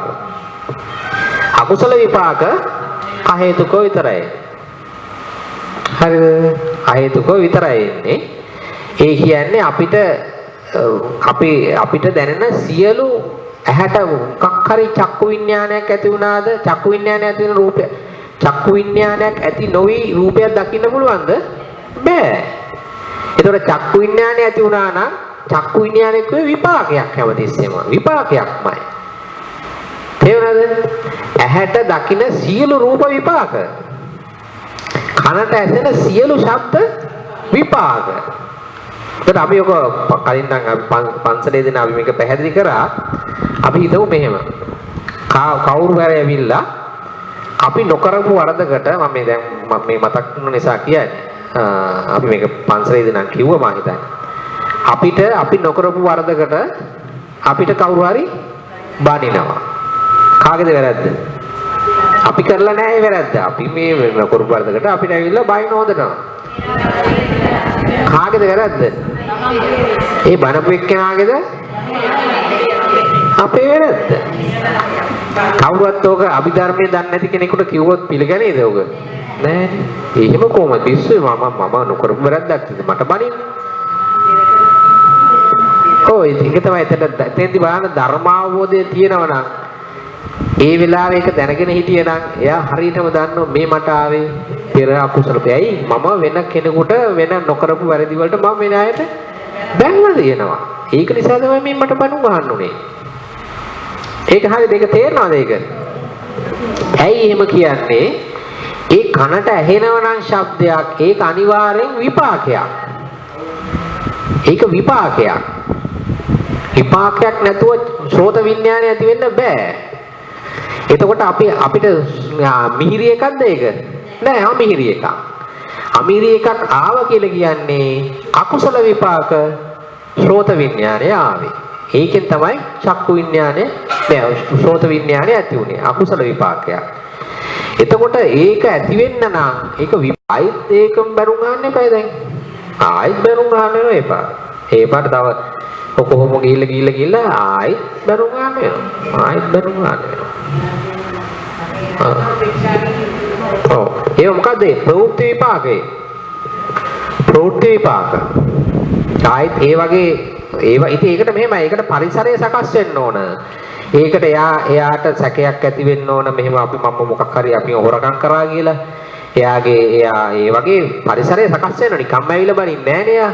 නිකම් බනින්නේ නැහැ. අපි එයාගේ මොකක් හරි අපි හොරකමක් සම්බන්ධයෙන් නම් එයාගේ බඩුවක් නැති වෙලා තියෙන්න ඕන. අපි ඒ හරිය ගැවසිලා තියෙන්න ඕන. එයාට සැකයක් ඇති වෙන්න ඕන. අන්න ඒ මුගවන් ටක් ගාලා ඔන්න කකුසලේ අපේ මතුවනවා. මතුවෙලා ගා බැනුම් අහන්න වෙනවා. අපි කරලා නැහැ. එයා සැක හිතලා බයිනවා. ඒ පරිසරය සකස් වෙන්න ඕනේද? නිකම්ම වෙන්නේ නැහැ විල. නිකම්ම කවුරුවත් ඇවිල්ලා බනින්නේ නැහැ. ඒ වෙලාවේ ඒ වගේ අපේ අකුසලය තියෙනවා.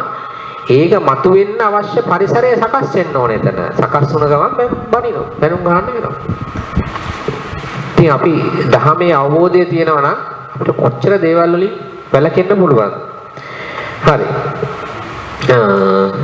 හරි. ඊට පස්සේ ඒ ටික හරි. ඊට පස්සේ අපි චෛතසිකයේ ඒ ටික ඉගෙන ගත්තා. වේදනාව ඉගෙන ගත්තා. වේදනාව වෙන්න පුළුවන් බව ඉගෙන ගත්තා. ඊට පස්සේ ඔබ సంతානයේ ඇතිවන ආදරය, කෝපය, මානය, ඊර්ෂ්‍යා, මෛත්‍රිය, කරුණාව යනාදිය සිහිවන විටද අනුන් කෙරෙහි ඇතිවන ඒ කරුණු දැනෙන විටද ඇතිවන්නේ චෛතසික අරමුණු කරන මනෝද්වාර වීතියේ. හරිද? හරි නේද? ඒක තේරෙන්න ඕනේ. එතකොට අපිට තේරෙනවා මේ චෛතසික අරමුණු විදියට එන්න පුළුවන් කියලා. මනෝද්වාරික ඒවා අරමුණු වෙලා ඇති වෙන්නේ මනෝද්වාරික චිත්ත වීති. ඒක පැහැදිලිනේ? මනෝද්වාරික චිත්ත වීති ඒකෙනුත් මේ චිත්තක්ෂණ 17ක් ආවේ නැති ඒව පැත්තට තමයි ඒව එන්නේ. හරිද? මේ පැත්තට තමයි එන්න පුළුවන්. ඒත් මේ පැත්තට ගොඩාක් අරමුණු තියෙනෝනේ. මේ පැත්තට එන්න පුළුවන් අරමුණු ගොඩාක් තියෙනවා. මනෝද්වාරික චිත්ත වීති මේ පැත්තට තමයි ඒව ගොඩක් ඒව එන්නේ. හරිද? අර පැත්තට එන්න බෑ. අර රූප ටික විතරයි මේ පැත්තට එන්නේ. මේක මේ දෙකට තමයි ගොඩාක් ඒකිනුත් මෙන්න මේකට. වැඩිපුර මේ වෙන්නේ මේකට. හරිද?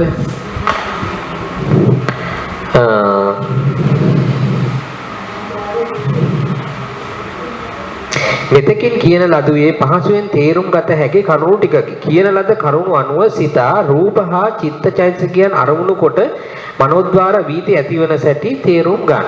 දැන් අපිට යම් අවබෝධයක් තියෙනවා. දැන් කොහොමද මේ මනෝද්වාරික චිත්ත වීති ඇති වෙන්නේ? පංචද්වාරික චිත්ත වීති ඇති වෙන්නේ. එතකොට අපි මේ වෙනකොට ඔක්කොම චිත්ත වීති කීයක් ඉගෙන තියෙනවද? චිත්ත වීති වර්ග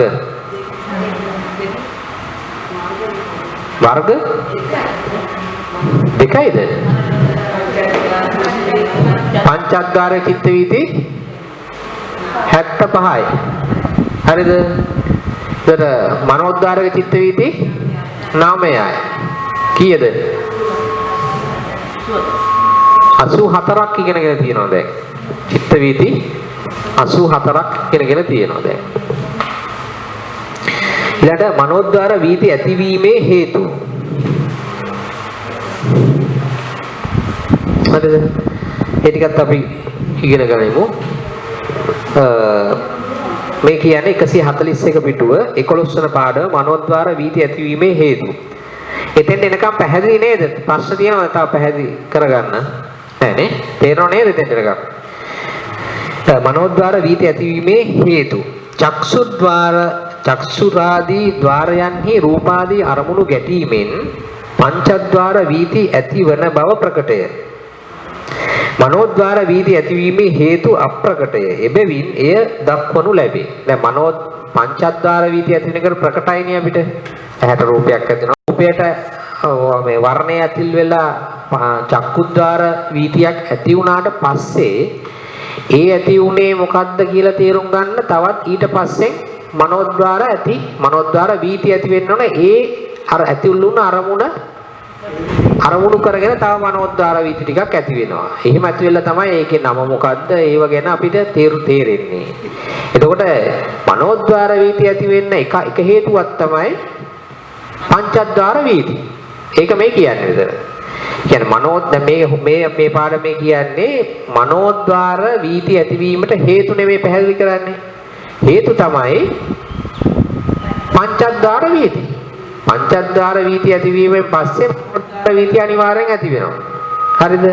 මොකද ඒක තේරුම් ගන්නේ මනෝද්වාර වීතියෙන්. ආවේ මොකද්ද? තේරුණා නේද මම කියන එක?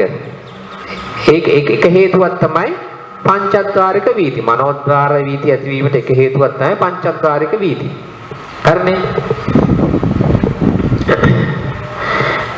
පංචද්වාරයෙන් ගත් අරමුණු හා සම්බන්ධ බව. පංචද්වාරයෙන් ගත් අරමුණු හා සම්බන්ධ බව. අනුන් කියනු ඇසීමෙන් මනෝද්වාරික වීති ඇති වෙන්නේ. ඒතකොට පංචද්වාරයෙන් ගත් අරමුණු හා සම්බන්ධ බව කියලා කිව්වේ ඒකත් එක්ක තවත් මොනවා හරි ඒක ගත්තාම දැන් රූපය මේ මලක් දැක්කහම ඒ මල මොකක්ද ඒක මොන වර්ග එකක්ද කලින් දැක්කද මේ ඔක්කොම මොනවද මනෝද්වාරික වීති. දැන් දැක්ක ගමන් මේ මල දැක්ක විතරයි. හරිද? ඒ චක්කුද්වාරයෙන් ඇති වෙන්නේ මල දැක්ක එක විතරයි. එතනින් එහාට මොකුත් බෑ. දැක්ක විතරයි. එතනින් එහාට ඒක නම මොකද්ද ඒකේ පාට මොකක්ද ඒක අපි කලින් දැකලා තියෙනවද? ඒතර මේක තව කොහෙද තියෙන්නේ? මොන රටේද හැදෙන්නේ? තව වෙන නම් තියෙනවද මේකට? නේද? ඒ ඔක්කොම මොනවද? මනෝද්වාරික වීති. ඒ ඔක්කොම මනෝද්වාරික වීති. හරිද? ඒක අපේ ගෙදර තියෙනවද? අල්ලපු ගෙදර තියෙනවද? වෙන ඥාති ගෙදරක තියෙනවද?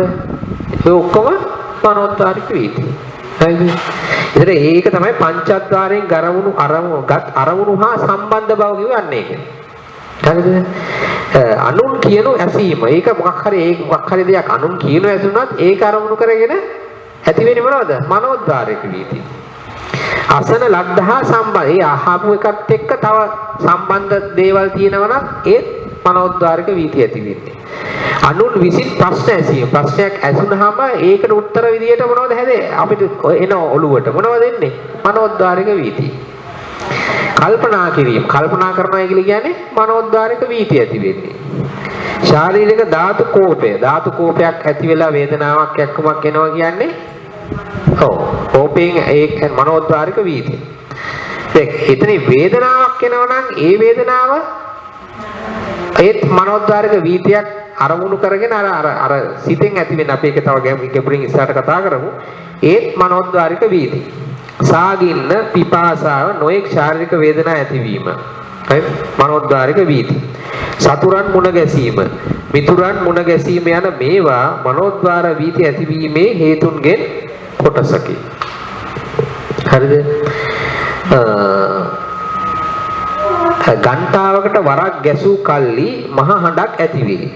ඉන්පසු ගැසීමක් නැතිව මුලින් ඇති වූ හඬ නිසා ක්‍රමයෙන් සිහින් වෙමින් නාද පරම්පරාවක් ඇතිවේ. අපි අනුනාදය කියලා කියනෝනේ කරන්නේ. ගැත්තට පස්සේ ඒක අනුනාද විවි යනවා. එමෙන් චක්කු ප්‍රසාදයේදී වරක් රූපාරම්මණයක් ගැටුණු කල්ලි චක්සුද්්වාර වීතියක් ඇති වී නිරුද්ධ වූ පසුද ඒ රූපාරම්මණය මනෝද්වාරයට එළඹ සිටීමෙන් සමහර විට සිය ගණන් දහස් ගණන් මනෝද්වාර වීති ඇති වේ. හරිද? එහෙම වෙනවනේ දැන් අපිට සමහරවිට මොකක් හරි එකක් දැක්කහම ඒක අරගෙන ගොඩාක් වෙලා අපි කල්පනා කරනවා. ඒකෙන් තව ඒකෙන් ඒකට යනවා. ඒකෙන් තව එකක් මතක් වෙනවා. ඒකෙන් එහෙම දිගට යන්න පුළුවන්. දහස් ගණන් මනෝද්වාර වීති ඒ ඇති වුණ අරමුණ අරබයා එන්න පුළුවන්. එහෙම වෙනවා. එසේම ශෝත ගාන ජීවා කායද්වාර වීති වලින් පසු ශබ්දාදී අරමුණු මනෝද්වාරයට යොමු වී සිටීමෙන් සිය දහස් සිය ගණන් දහස් ගණන් මනෝද්වාර වීති ඇති වේ. හරිනේ? ඒක තේරෙනවනේ අපිට. පංචද්වාරයෙන් වරක් අරමුණක් ගත් කල්ලි සමාන භාවයෙන් ඒ අරමුණ හා සම්බන්ධ බොහෝ අරමුණුද මනෝද්වාරයට යොමු වීමෙන් බොහෝ මනෝද්වාර වීති ඇති වේ. පංචද්වාරයෙන් වරක් අරමුණක් ගත් කල්ලි සමාන භාවයෙන් ඒ අරමුණ හා සම්බන්ධ බොහෝ අරමුණුද මනෝද්වාරයට යොමු වීමෙන් බොහෝ මනෝද්වාර වීති ඇති වේ. ඒකත් එක්ක සම්බන්ධ ඒවත් එක්ක ආයෙත් මනෝද්වාර වීති ඇති වෙන්න පුළුවන්. අසවල් තැන මෙබඳු දෙයක් තිබෙනවාය. අසවලා මෙබඳු දෙයක් කළාය. අසවල් රටේ අසවල් තැන මෙබඳු දෙයක් සිදු වුණාය. යනාදීන් අනුන් කියන දේ ඇසීමෙන් අපමණ මනෝද්වාර වීති ඇති වේ. හරිද? පොතපත කියවීම නිසාද එසේම අපමණ මනෝද්වාර වීති ඇති වේ. පොතපත කියුවාම ඒකෙන් ඇහෙන් රූප දැක්කට අපේ හිතේ මැවෙනවා කියලා කියන්නේ මේ දේවල් එහෙම හදාගෙන ඒ ඔක්කොම මනෝද්වාර වීති.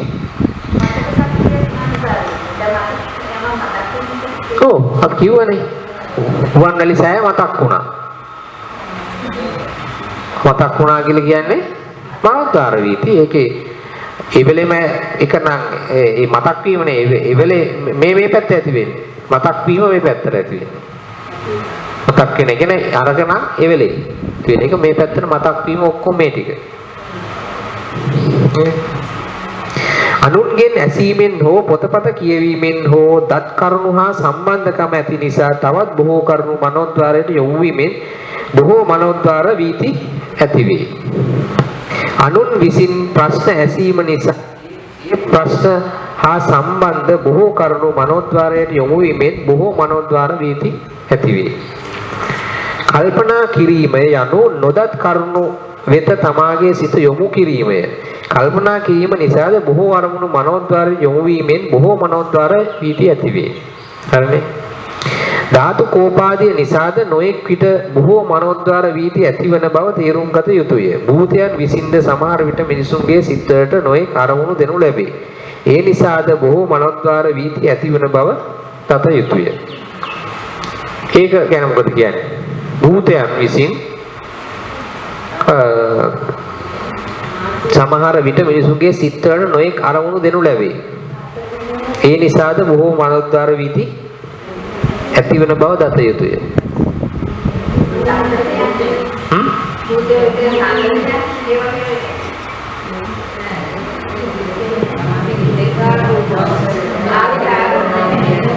මෙහෙමයි අර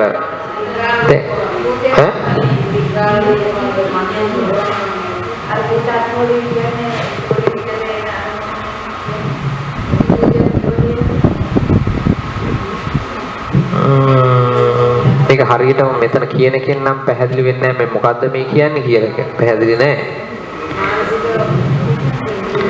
මෙහෙමනම් දාන්න පුළුවන්. දැන් අරමුණක් අපි හිතමු මේ වගේ එකක් ගන්න පුළුවන්. හැබැයි ඒකම නෙමෙයි මෙතන මේ කියන්නේ. අපි හිතමු දැන් භූතයෙක් කියන්නේ මොකද? භූතයෙක් නොපවන බල වේග. දැන් නිර්වචනය නොකරපු වචන මෙතන කියන්න බෑ. දැන් අපි ධර්මයේ දන්න මොකද්ද මේ බලවේගයක් කිව්වේ? මොකද්ද බලවේගයක් නිර්වචනය කරන්නේ? දැන් අපි මේ ලෝකයේ තියෙන ගැඹුරු මෙතනින් එහාට වෙන ගැඹුරක් නෑ. මේ ගැඹුරම තැන මෙතනද. හරිද? අපි ගැඹුරෙම ඉන්නේ මෙතන. මෙතනින් එහාට ආයි එකෙන් පැහැදිලි කරන්න බැරි දෙයක් නෑ. අපිට නොතේරෙන්න පුළුවන්. සමහර දෙයක් අපිට නොතේරෙන්න පුළුවන්. ඒක අපේ දුර්වලකම. හැබැයි මෙතනට තේරෙන්නේ නැති දෙයක් තියෙන්න බෑනේ. තියෙන්න බෑ. අපේ දුර්වලකම නිසා අපිට නොතේරෙන්න පුළුවන්. ඒක වෙනම කතාවක්. ඒ අපේ දුර්වලකමනේ. හැබැයි මේ මට්ටමට මේ පරමාර්ථ ධර්ම වලට වැටෙන්නේ නැති නිර්වචනය කරන්න බැරි දෙයක් තියනවද? නෑ. එහෙම දෙයක් නෑ. මොකද්ද මේ බලවේගයක් කිව්වේ?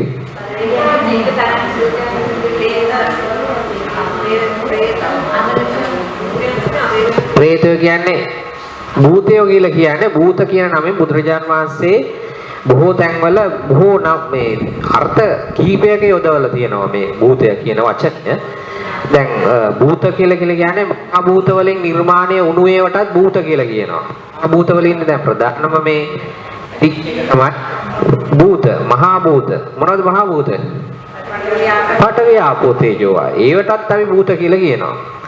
සමහර තැන්වල නොපෙනෙන දැන් අපි සත්‍යය ගත්තාම නොපෙනෙන අයත් ඉන්නෝනේ. අමනුෂ්‍ය කොට්ටාස කියලා එහෙම කියන්න බෑ. මොනවද අමනුෂ්‍ය කොට්ටාස? මිනිස්සු නෙවෙයි සියල්ල අමනුෂ්‍යයි. කවුද? එතකොට අමනුෂ්‍ය. අමනුෂ්‍ය දෙවියන් අමනුෂ්‍ය. බ්‍රහ්මය අමනුෂ්‍ය. ප්‍රේතය අමනුෂ්‍ය. අසුරය අමනුෂ්‍ය. හරිද? ඊළඟට ඒ අර්ථයෙන් ගත්තොත් තිරසනුත් අමනුෂ්‍ය තමයි. එවිසත්තුත් අමනුෂ්‍ය. එතකොට භූතය විතරයි. ඒ රෙන්න අපි භූතය කියලා සාමාන්‍යයෙන් භූතය අපි තිරසනුන්ට භූතය කියලා කියන්නේ නැහැ. එතකොට නොපෙනෙන කොටස් කියන එක. නොපෙනෙන සත්වයෝ කියලා ගන්න පුළුවන් අපිට. නොපෙනෙන සත්වය කවුද? තිරිසත්තු පේනවද? නැහැ. ප්‍රේතයෝ පේනවද? නැහැ. අසුරයෝ පේනවද? නැහැ. දෙවියෝ? නැහැ. බ්‍රහ්මයෝ? නැහැ. එතකොට මේ කොටස් ඔක්කොම භූතයෝ. හරිද? තවත් විවිධ අර්ථ තියෙනවා භූතයෝ කියන භූත කියන නමට. එහෙම තියෙනෝනේ දැන් අපි මල කිව්වොත් අර්ථ කීයක් තියෙනවද? මල අපි මේ ගහේ පිපෙන මලට මල කියනවා. මල කඩවලට මල බැඳිලා. ඊට පස්සේ අසූචි වලට මල කියනවා. ඒ තැන්වලදී අර්ථය වෙනස්. බොහෝ ලොකු වෙනසක්. ළඟින්වත් යන්නේ නැහැ. ඒ වගේ මේ භූත කියන වචනයත් විවිධ අවස්ථාවලදී යෙදিলা තියෙනවා. ඒතර මෙතෙන්දි මේ කියන්නේ භූතය කියලා කියන්නේ නොපෙනෙන සත්වයන් කියන අර්ථයෙන්. හරිද? එතකොට භූතයන් විසින්ද සමහර විට මිනිසුන්ගේ සිත්වලට නොයෙක් අරමුණු දෙනු ලැබේ. දැන් මෙහෙම අරමුණක් දෙන්න පුළුවන්. අපි කියමු භූතයෙක් ඇවිල්ලා මේ වෙලාවේ නිකන් අසාමාන්‍ය ශබ්දයක් ඇති කරා කියන අපිට නూరు ශබ්දයක් මෙතෙන්ට ඇවිල්ලා ඇති කරා. අපි කියමු ප්‍රේතෙක් ආවා කියලා. අපිත් එක්ක යම් මේ දහමට ගොඩක් වෙලාට මිත්‍යා දෘෂ්ටිකයෝ ඉන්නේ. එලා අසාමාන්‍ය ශබ්දයක් ඇති කරා. දැන් අපි මේ වැඩේ නවත්තලා බලන්නේ නැද්ද ඒකට? අපි ගිහිල්ලා මේක වැඩේ මොකද්ද ආවේ කියලා අපි හොයනවා. දැන් අන්න අරමුණක් දැම්මේ නැද්ද? අපේ සම්ප්‍රේණය වෙනස් කළා වෙන අරමුණකට යදෙව්වා අපි ඔක්කොම. ඒකත් අරමුණු දැමීමක්. නේද? එහෙම නෙවෙයිද? එහෙම එකක් තමයි. වෙන ශබ්දයක් ඇති කරා කියලා කියන්නේ ඊළඟට අපිට ගන්ධයක් නුහුරු ගන්ධයක් ඇති කරා. දැන් අපිට අපි උවිසන්න බැරි ගන්ධයක් ආවා කියමු. එතන ගන්ධයක් ආවම මොකද කරන්නේ? අපි මේ වැඩේ නවත්තලා ඒක මොකද්ද මේ කොහෙන්ද ආවේ කියලා අපි හොයනවා. නේද? ඒතර එහෙම එකක් භූතයකට ඇති කරන්න බැරිද? පුළුවන්. එහෙම එකක් ඇති කරන්න පුළුවන්. දැන් මොහොතකදී එන්න මනෝවිකාර රෝග වලින් ඈ? මුතුයි දැක්කේ මනෝවිකාර මුතුයි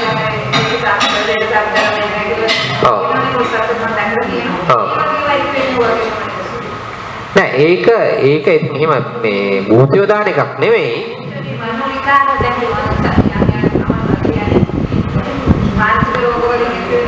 මනෝද්වාරක චිත්ත වීදිය තමයි ඒත් ඇති වෙන්නේ. දැන් අපි හීනයක් අපි ඒකයට මනෝ විකාර කියන එක නෙමෙයි. අපි හීනයක් දැක්ක කියමු. හීනෙන් එක දේවල් අපි පේනෝනේ. ඒ චිත්ත වීදි. ඒකට අරමුණු වෙන විදියට ඒ චිත්ත වීදි ගොඩ නැගිලා එනවා. එකින් එකට මේකට ඊළඟ එක එනවා, ඊකට ඊළඟ එනවා.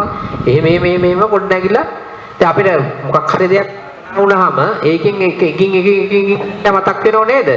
මේකෙන් ඒතර මේක ඊළඟ එකට අරමුණු වෙනවා, ඒකට ඊළඟ එකට අරමුණු එහෙම මේක මහා චිත්‍රයක් විදිහට ටෙලි නාට්‍යයක් විදිහට ගොඩ නැගෙනවා. මේ අපිට හීන පේන්නේ හීන වගේ පේන්නේ ඒ විදිහටමයි. ඒ අයටත් එහෙම තේරෙනවා. ඒ අයට සාමාන්‍ය ප්‍රකෘති සියේදී අපිට අර හීන දකින්න වගේ ඒගොල්ලන්ට ඇති වෙනවා. චිත්ත වීති, මනෝද්වාරික චිත්ත වීති. හරිද? ඒ සමහර විශේෂයෙන් ඔය අපි අහලා තිනවා වින්නෝන්මාදය කියලා රෝගී තත්ත්වයක් තියෙනවා. ඒක ඉබේම මතුවෙනවා. ඒකෙදී අපි කියන මූලික වෛද්‍ය විද්‍යාවේදී delusion සහ hallucination කියලා ඉංග්‍රීසියෙන් කියන්නේ මේ සිංහල වචන නම් මට මතක් වෙන්නේ නැහැ මේ වෙලාවේ. delusions කියලා කියන්නේ විවිධ දේවල්. එයා දෙවියෙක් ඉන්න වගේ යාට පේනවා. දෙවියොත් එක්ක එයා කතා කරනවා. හරිද? ඊළඟට මේ hallucination කියලා කියන්නේ ඇහෙනවා. hallucination ඇහෙනවනේ. hallucination කියන්නේ විවිධ දේවල් එයාට ඇහෙනවා. කවුරු හරි බනිනව ඇහෙනවා. නැත්තම් ඒ වගේ දේවල් එයාට ඇහෙනවා. ඒවා ඉතින් අර යාගේ අකුසල කර්මත් එක්ක මතු කරන චිත්ත වීති තමයි. හරි මනෝද්වාරික චිත්ත වීති. හරිද? ඇහෙනවා වගේ දැනෙනවා චිත්ත වීතියේ. හිමෙන්න පුළුවන්. ඒ කර්මයක් එක්ක ඒවා ගොඩක් වෙලාට ඒ බින්නෝත්මාදයේ වගේ රෝගී තත්ත්ව අකුසල කර්මත් එක්ක ඇති වෙන රෝගී තත්ත්ව. ඒකට ඒවා අර උපද්දව දෙනවා ඉතින්. කුසල කර්ම. ඒක තමයි ස්වභාවය. මේ ඒවම කරන්නේ බීජ වලින් මේ බුදුහාමෙන්. අකුසල කර්ම සුව කරන්න පුළුවන්ද? බැහැ. ඒවා බෙහෙත් වලින් පාත්‍ය කරන්න පුළුවන්. දැන් බින්නෝත්මාදේ හැදුනට පස්සේ ඒ අයට බෙහෙත් වලින් යම් බෙහෙත් දීලා යම් මට්ටමකට පාලනයක් කරන්න පුළුවන්. සමහර අය දිගටම රෝගී තත්ත්වයේ තියෙනවා. සමහර අයට කාලයකට මතුවෙනවා. අවුරුද්දේ කාලයකට මතුවෙනවා. අපි කියනවා නිකන් ඔය මේ කාලයට වැටෙනවා. දුරුත්ත සීතල කාලයට වැඩි වෙනවා. රෝගී තත්ත්වය උත්සන්න වෙනවා. සමහරලාට ඒ අයට මේ කරන්ටේ මොලේට කරන්ට් අල්ලනවා. දෙපැත්තට අර මේව දෙකක් තියලා මේ මොලේ අස්සෙන් යවනවා ලොකු මේ කරන්ට් එකක් යවනවා. ඉලෙක්ට්‍රෝන ධාරාවක් යවනවා. නැත්තම් මේ අය හරි කලබලයි. සමහරට බෙහෙත් විදිනවා මාසෙන් මාසේ බෙහෙත් විදින අය ඉන්නවා. නැත්තම් කන්ට්‍රෝල් කරන්න බෑ ඒගොල්ලෝ. ඒත් එහෙම කරලා අර යාගේ ක්‍රියාකාරීත්වය භෞතිකව යම් මට්ටමකට පාලනය කිරීමක් කරන්න පුළුවන්. 100%ක් ඉතින් යථා තත්ත්වයට ගේන්න බෑ. ඒක අපිට වෛද්‍ය විද්‍යාවේ යම් ක්‍රම තියෙන පාලනය කරන්න එයාගේ ඒ විපාක නැති කරන්න බෑනේ. අපිට ඒක යම් මට්ටමකට පාලනය කිරීමේ ක්‍රම තියෙනව නැත්තේ නෑ තියෙනවා. නමුත් කර්ම මෙහෙමයි දැන් ඒ ප්‍රධාන වශයෙන් රෝග විදියට අඳුර ගන්න පුළුවන් ටික විතරයි. අනිත් ඕනම එකක් ඕනම රෝගී තත්ත්වය අපි තුමා අපිට උණ හැදිලා ඔළුව කැක්කුමක් ආවා. මොකද්ද ඒක? විපාකයක්. අපි ඇවිදලා හන්දි වේදනාව මොකද්ද? විපාකයක්. සියලු වේදනා කැක්කුම් විපාක. සියලු ඒවා විපාක. අර ප්‍රධාන වශයෙන් ඒක තියෙන්නේ ඒක ඇත්තටම මේ ත්‍රිපිටකේ නෙමෙයි තියෙන්නේ මේ මිලින්ද ප්‍රශ්නේ උන්වහන්සේ නාගසේන ස්වාමින් වහන්සේ පැහැදිලි කරලා තියෙනවා රෝග 7ක් ගැන. රෝග 7ක් කර්මෙන් එනවා කියලා. ඒ කියන්නේ ප්‍රධාන වශයෙන් එන ටික. දද කුෂ්ඨ, එපිලෙප්සි කියන්නේ මේ මීමැස් මොරේ කියලා කියන්නේ ඒක. පිළිකා රෝග. ඊට පස්සේ අපි ඒකෙදී අපි සාමාන්‍ය ඒ කාලේදී ඔය සෙම්පිත්වා විදියටනේ වාතය, සෙම සහ පිත කෝප වීම ගැනනේ කියන්නේ. සෙම කෝප වීම, වාතය කෝප වීම, පිත කෝප වීම සෝ ඔය වගේ දෙකක් කෝප වීමෙන් ඇති වෙන රෝග තත්ත්ව සියල්ල ඒ ටික තමයි ඔය 7 විදියට ඔය මිලින්ද ප්‍රශ්නේ ඔක තියෙන්නේ. පැහැදිලි කරලා තියෙනවා. නමුත් අපි දැන් අභිධර්මය ඉගෙන ගත්තාම සියලු වේදනා කැක්කුම් විපාක. සියලු වේදනා කැක්කුම් විපාක. හරිද? හරි. ළමයෙකුට අධික බය වීම නිසා මීමැස්ස මොරය කියන එක හැදෙන්න හේතු සාධක වෙනවද? නෑ. අධික බය කියන්නේ මොන වගේ එකක්ද ඒක? උදාහරණයක් කිව්වොත් අයක් මොකක් බයද? වැඩි හිටියෝ ළමයි බය කරන එක සිද්ධ වෙනවා. ළමයි එමයයිට ළමයි ෆොටෝ ගාලා අවශ්‍ය වෙනවා. එතකොට මේ අතබල දුලේස බියදීමෙන් ළමයට බෑ පිට් එක මෙහෙමනේ. පිට් කියලා කියන්නේ අපි සාමාන්‍යයෙන් අපි මේ ශිසර්ස් කියලා අපි බටහිර වෛද්‍ය ක්‍රමයේදී පාවිච්චි කරන්නේ. දැන් පිට් කියලා සරල පාවිච්චි කරන මේක මූලික කාණ්ඩ දෙකකට එන්නේ. එකක් තමයි ෆෙබ්‍රයිල් පිට් කියන එක උණ වලිප්පුව. එකක් තමයි උණ වලිප්පුව, අනිත් එක අපස්මාරය. ඔය දෙකනේ තියෙන්නේ. පිට් එකේ ඉන්නේ ආකාර දෙකකට. එකක් උණ වලිප්පුව, අනිත් එක අපස්මාරය. ඒතර උණ වලිප්පුව වෙන්නේ උෂ්ණත්වය වැඩි වීම නිසා. ඇඟේ උෂ්ණත්වය වැඩි වීම නිසා වෙන හේතුවක් නිසා අපි වෙන රෝගී තත්ත්වයකදී උණ වැඩි වුණාම ඕනම කෙනෙකුට තාදික උණ තත්ත්වයකදී වැඩි හිටියෙකුට උඩත් එන්න පුළුවන්. උණවලිප්පුව. ඒ කියන්නේ ස්නායු වේ ක්‍රියාකාරීත්වය උෂ්ණත්වය නිසා වැඩි වෙනවා. අපි දන්නෝනේ මොකද්ද උෂ්ණත්වය කිව්වේ? තේජෝ ධාතුව. තේජෝ ධාතුව වැඩි වුණ ගමන් ක්‍රියාකාරීත්වය වැඩි වෙනවා. ඒ නිසා එම ක්‍රියාකාරීත්වය වැඩිනවා සම්පූර්ණ ඒකේ ක්‍රියාකාරීත්වය වැඩි කරලා දෙනවා. එතකොට මේ වැඩිවීම නිසා එක්තරා අවස්ථාවකදී මේ ස්නායු වල අසාමාන්‍ය ක්‍රියාකාරීත්වයක් වෙනවා. ඒක තමයි උණවලිප්පුව කියලා කියන්නේ. සාමාන්‍ය පොඩි අයට තමයි එන්නේ. ඒ කියන්නේ ඒ සාමාන්‍ය උෂ්ණත්වයකදී කියන්නේ අපි සාමාන්‍යයෙන් උෂ්ණත්වයේ කෙනෙක්ගේ මිනිස්යා අචලතාවීනේ. එතකොට අපේ උෂ්ණත්වය එක මට්ටමක හතරයි.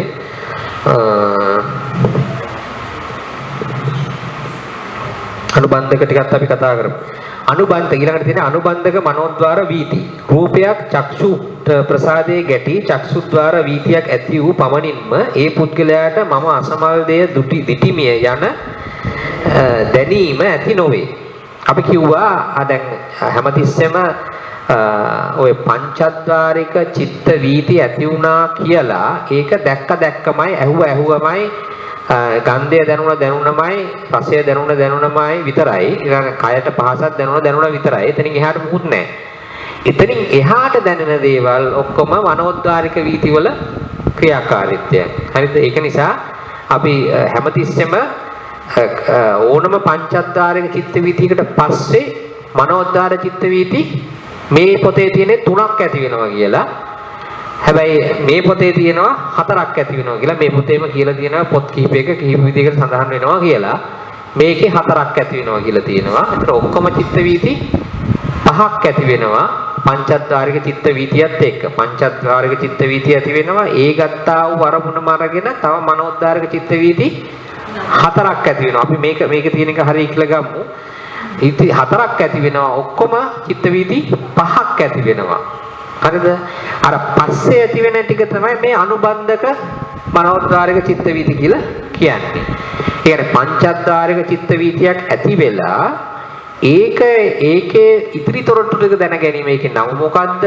ඒ කියලා ඒ වගේ විස්තර ටික දැනගන්න ඊට පසුව ඇති වෙනවා මනෝද්වාර වීති 4ක්. මේකේ 3ක් කියලා තියෙන්නේ. අපි 4ක් කියලා ගනිමු. ඒ 4ක් ඇති වෙනවා. අතන ඔක්කොම 5ක් ඇති වෙනවා. අන්නේ පස්සේ ඇති වෙන ටික තමයි මේ අනුබන්ධක. කියන්නේ මනෝද්වාර චිත්ත වීතියකට නෑ. පංචද්වාරික චිත්ත වීතියකට පස්සේ ඇති වෙන මනෝද්වාර වීති ටිකට තමයි අපි අනුබන්ධක චිත්ත වීති කියලා කියන්නේ. ඒක තමයි මේ කියන්නේ. මම අසවල් දෙය දිටිමිය යන දැනීම ඇති නොවේ. අසවල් දෙය දුටුවෙමිය යන හැඟීම පුද්ගලයාට ඇතිවීමට චක්සුද්වාර වීතියෙන් පසු මනෝද්වාර වීති ගණනාවක්ද ඇතිවිය යුතුය. හරිනේ? ඒක තමයි කිව්වේ දැන්. චක්සුද්වාර වීතියට දැනෙන්නේ චක්සුත් ප්‍රසාදයේ ගැටුණු පැහැය පමණකි. ශ්‍රෝත ගහන ජීවවා කායද්වාර වීති ඇති වූ පමණින්ද අසවල් දෙය ඇසුනාය, අසවල් ගන්ධය, අසවල් රසය දැනුණාය, අසවල් දෙය සැපුණාය කියා පුද්ගලයාට දැනෙන්නේ නොවේ. හරිද? හරියට ඒක අඳුර ගන්න බෑ ඉතින්දී. ඒවා ගැන දැනුම ඇතිවීමට මනෝද්වාර වීති ගණනක් ඇතිවිය යුතුය. හරිනේ? ඒක තමයි දැන් කිව්වේ මම. මේ පැහැදිලි කරපු එක එතන කියලා තියෙන්නේ. පංචද්වාර වීතීන්ට අනතුරුව ඒ වීති වලින්ගත් අරමුණු සම්බන්ධයෙන් ඇතිවන මනෝද්වාර වීතීන්ට අනුබන්ධක මනෝද්වාර වීතියයි කියනු ලැබේ. ඒක තමයි දැන් කිව්වේ. ඒ ටික තමයි අනුබන්ධක මනෝද්වාර වීති කියලා කිව්වේ. අනුබන්ධක මනෝද්වාර වීති වශයෙන් ඇතිවන්නේද ඉහත කී චිත්තක්ෂණ 14ක් නැති විභූතාරම්මන අවිභූතාරම්මන වීතියුමය. මෙන්න මේවමයි ඔය අනිබන්ධක විදියට ඇති වෙන්නේ. මෙන්න මේ වර්ගෙම්ම තමයි. අනුබන්ධක වීතියට ඇති වෙන්නේ මෙන්න මේ වර්ගෙ. හරිද? වීතියුමය. පංචද්වාර වීතීන්ට අනතුරුව අනුබන්ධක මනෝද්වාර වීති ඇතිවන ක්‍රමය පොත් කීපයක කීප ආකාරයකින් කියා තිබේ. උන්වහන්සේ සඳහන් කරනවා කීප ආකාරයෙන් කියා තිබේ කියලා. රූපයක් චක්කු ප්‍රසාදයේ ගැටුණු කල්ලි පළමුවෙන් චක්සුද්වාර වීතියක් ඇතිවේ. එය නිරුද්ධ වූ පසු චක්සුද්වාර වීතියෙන් ගන්නා ලද අතීත අරමුණ ගනිමින් මනෝද්වාර වීතියක් ඇතිවේ.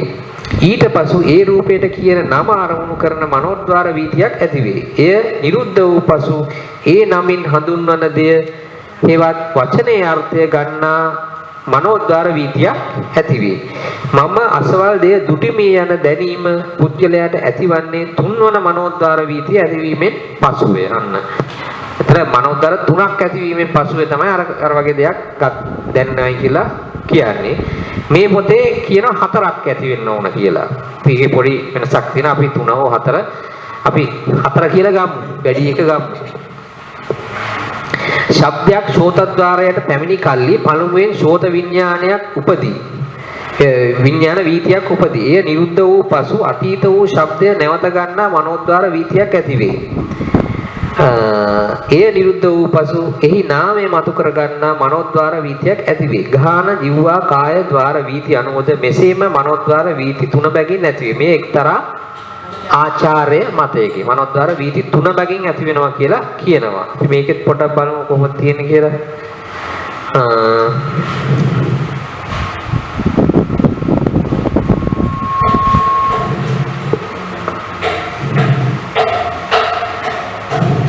උපදීම වන බවත් අත යුතුය. ඒ ටික හරි. තවද රූපාදී අරමුණක් චත්වාරයට හමු වන කල්ලි ඒ ආරම්මණය අනිත්‍ය ආදී වශයෙන් නුවණින් මෙනෙහි කරන්නේ නම් කුසල ජවන වීතියද නිත්‍ය ආදී වශයෙන් නුනුවණින්ම මෙනෙහි කරන්නේ නම් අකුසල ජවන වීතියද උපදින්නේ. අන්න එතෙන්දී දෙපැත්තට අනිත්‍ය ආදී වශයෙන් මෙනෙහි කරනවා නම් කුසලද නිත්‍ය ආදී වශයෙන් මෙනෙහි කරනවා නම් අකුසලද විදියට ඇති වෙන්න පුළුවන්. ඇති උපදිනවා. ඒට අනතුරුව ඒ රූප ආරම්මණයම අතීත වශයෙන්ගෙන මනෝද්වාරික චිත්ත වීති 3ක් පහළ වෙති. ඒකේ 3ක් කියලා කියන්නේ ඒ තුන්වෙනි මනෝද්වාරික චිත්ත වීතියේ උපදනා වීති චිත්තයෝ අරමුණු අසවල් අරමුණක් යයි හැඳින ගනී. එයට අනතුරුව ඇති වන හතරවන මනෝද්වාරික චිත්ත වීතිය අරමුණේ ඇලීම, පැහැදීම්, කිපීම්, මුලාවීම් වශයෙන් කුසල ජවනයන් ඇතිව පහළ වන්නේය. හරි. එතෙන්ට එනකන් 3ක් කියන එක එතන අර දැනීම එනකන් 3ක් කියන එක හරි. හරිද? නමුත් තේරුණේ නේද ඒක? මම මේ අසවල් දෙය දුටිමිය කියලා දැනෙන්න නම් ඊට පසුව මනෝද්වාරක චිත්ත වීති 3ක් ඇති වෙන්න ඕනේ. ඒක මේකෙත් හරි මේකත් හරි. දෙකම හරි. හැබැයි ගැන මේකේ කියලා නැහැ. මේ හතරවෙනි ගැන කියලා නැහැ. නමුත් හතරවෙනි ඒකුත් ඇති වෙනවා. ඒක හරි නේද එතන? එතෙන්ට හරිනේ. ඒක තමයි මේ කියන්නේ. අයි කියනවා ඒක. එයට අනතුරුව ඒ රූපාදී ආරම්මණයම අතීත වශයෙන්ගෙන මනෝද්වාර චිත්ත වීති 3ක් පහළ හරි නැගන් හරි. එයින් තුන්වෙනි මනෝද්වාරික චිත්ත වීතියේ උපදනා වීති චිත්තයෝ අරමුණ අසවල් අරමුණක් යයි හැදෙන එතෙන්ට එනකන් හරි අරකෙත් එහෙම තමයි තිබුණේ. එයට අනතුරුව ඇතිවන සතරවන මනෝද්වාර චිත්ත වීතිය අරමුණෙහි ඇලීම, පැහැදීම්, කිපීම්, මුලාවීම් වශයෙන් කුසල අකුසල ජවනයන් ඇතිව පහත් වෙන්නේය. හරිද? මෙසේ එක් වර්තමාන අරමුණක් හමු කල්ලි පළමු කොට එක් පංචද්වාරික චිත්ත වීතියක්ද එයට අනතුරුව පිළිවෙලින් මනෝද්වාරික සතරක් දැයි චිත්ත වීති වන බවත් මේ චිත්ත වීති පසෙන් සතරවැනිව උපදින මනෝද්වාරික චිත්ත වීතියෙන් අරමුණ හැඳිනගෙන පස්වැනිව හටගන්නා වූ සිව්වැනි මනෝද්වාරික චිත්ත වීතියෙන් අර්ථ සාධක ජවන පහළ වී කර්මපත වූ ගත හැකි බවද දත යුතුය. හරිද? ඒ කියන්නේ පංචද්වාරික චිත්ත වීතිය ඇති වුණාට පස්සේ තව මනෝද්වාරික චිත්ත වීති 3ක් ඇති වෙනවා. ඒ තුනෙන් පස්සේ තමයි මෙන්න මේ දේ මම දැක්කේ කියලා හරියටම තේරුම් ගන්නෙ. ඒක තේරුම් ගත්තට පස්සේ තවත් චිත්ත වීතියක් ඇති වෙනවා. ඒකෙන් තමයි අර ඒ අරමුණ පිළිබඳව පැහැදීමක් හෝ ඇලීමක් හෝ ගැටීමක් හෝ අනිත්‍ය ආදී වශයෙන් අරමුණු කිරීමක් හෝ කරන්නේ අර අන්තිමකින්.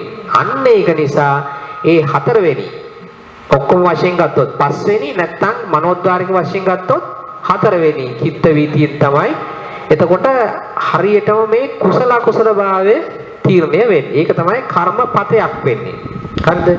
කර්මපතයක් කියලා කියන්නේ දැන් කර්මපතයකින් දැන් අකුසල එන විදි දෙකක් තියෙනවා නැත්නම් විපාක එන දෙවිදියක් තියෙනවා. කොහොමද? ප්‍රතිසන්දි විපාක සහ ප්‍රවෘත්ති විපාක. එතකොට තේරුණාද? ඒක වැදගත් කාරණයක්. මම කලින් කිව්වා මෙහෙමයි.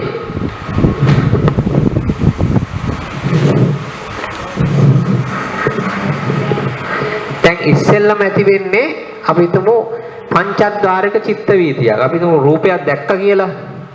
පංචද්වාරික චිත්ත වීතිය ඇති වෙනවා. පංචද්වාරික චිත්ත වීතිය ඔන්න ඇති වුණා. ඒකම අරමුණු කරගෙන මනෝද්වාරික චිත්ත වීති තුනක් ඇති වෙනවා. මෙන්න මේ තුනෙන් පස්සේ තමයි හරිද මේ මනෝද්වාරික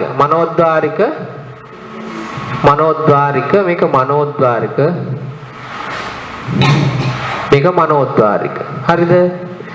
ඊට පස්සේ මෙතෙන්ට එනකොට තමයි මේ දැක්කේ මොකද්ද කියලා හරියටම අඳුරගන්නේ. හරි දැක්කේ මොකද්ද? ඒ පිළිබඳ හරිය අවබෝධයක් ලබා ගන්න මෙතෙන් මෙන්න මේක දැක්කා කියලා තේරුම් ගන්නේ. මෙතෙන්දි මේ තුන ගියාට පස්සේ මේක අරමුණු කරගෙන තව තුනක් ඇති වෙනවා. හරිද?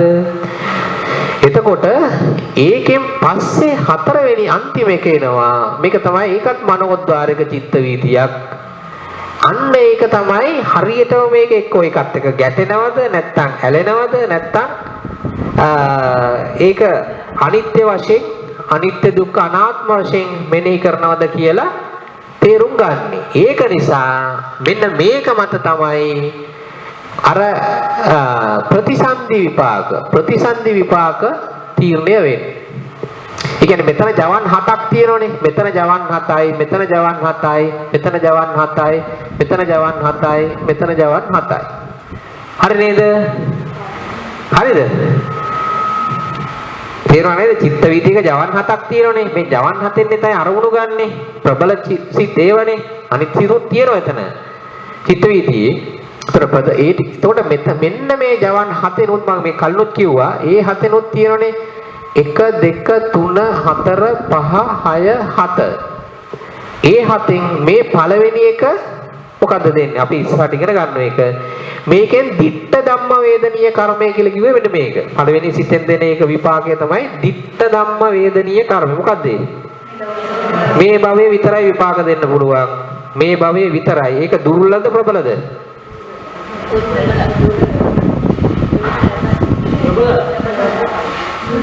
උත්තර දෙකක් එනවා ප්‍රබලයි දුර්වලයි. මොකද්ද හරි එක? නෑ. ඒක වැරදි. ඒක තමයි ගොඩක් වෙලාවට බැලුමටම තේරෙන්නේ. එහෙමයි. මේ භවයේදී ප්‍රතිසන් දෙන්නේ දුර්වල නිසා. ඒක ඊළඟ භවයට ගෙනියන්න බෑ. ඊළඟ භවයට යන නම් ප්‍රබල වෙන්න ඕන. ඊළඟ භවයට විතරක් යන්න නම් ටිකක් ප්‍රබල වෙන්න ඕන. මුළු සංසාරේ කොහේ හරි තන ඊටත් ප්‍රබල වෙන්න ඕන. මේ භවයේදී විතර නම් ඒක විපාක දෙන්නේ. ඒක දුර්වලයි. හරි. හැබැයි ඒකේ තේරුම මේවා මේ භවයේදී දෙන්නේ නැහැ කියන එකද? නෑ. ඒක නෙමෙයි. මේකේ ප්‍රවෘත්ති විපාක විදියට ඉතුරු ඒ වෙනොත් මේ භවයේ දෙන්න පුළුවන්. හැබැයි මේකෙදි මේ භවයේදී විතරයි විපාක දෙන්නේ. ඒක නිසා ඒකෙන් ප්‍රවෘත්ති විපාක විතරයි. ප්‍රතිසන්දි විපාකයක් දෙන්න බෑ. ප්‍රතිසන්දි විපාකයක් දෙන්න පුළුවන් නම් ඊළඟ භවයට යන්න පුළුවන් වෙන්න ඕන. හරිද? එහෙම ගියොත් විතරයි ඊළඟේ උපතක් දෙන්න පුළුවන්. හරිද? තේරුණාද? නෑ. ඒක එහෙම තමයි නිකන් තරකෙට හිතෙන්නේ. ඉක්මනටම එනව නිසා දැන් මේකෙදි මේක හැමතිස්සෙම මේ භවෙදි දෙනවයිම කියන එක නෙමෙයි මේකේ තේරුම. දැන් මේ ditta ධම්ම වේදනේ කර්මය වුණාට ඒකට පරිසරය සකස් වෙන්න ඕන. දැන් අනිවාර්යෙන් මේක මේ භවයේදී නොදුන්නොත් අහෝසි වෙනවා. තේරුණා නේද?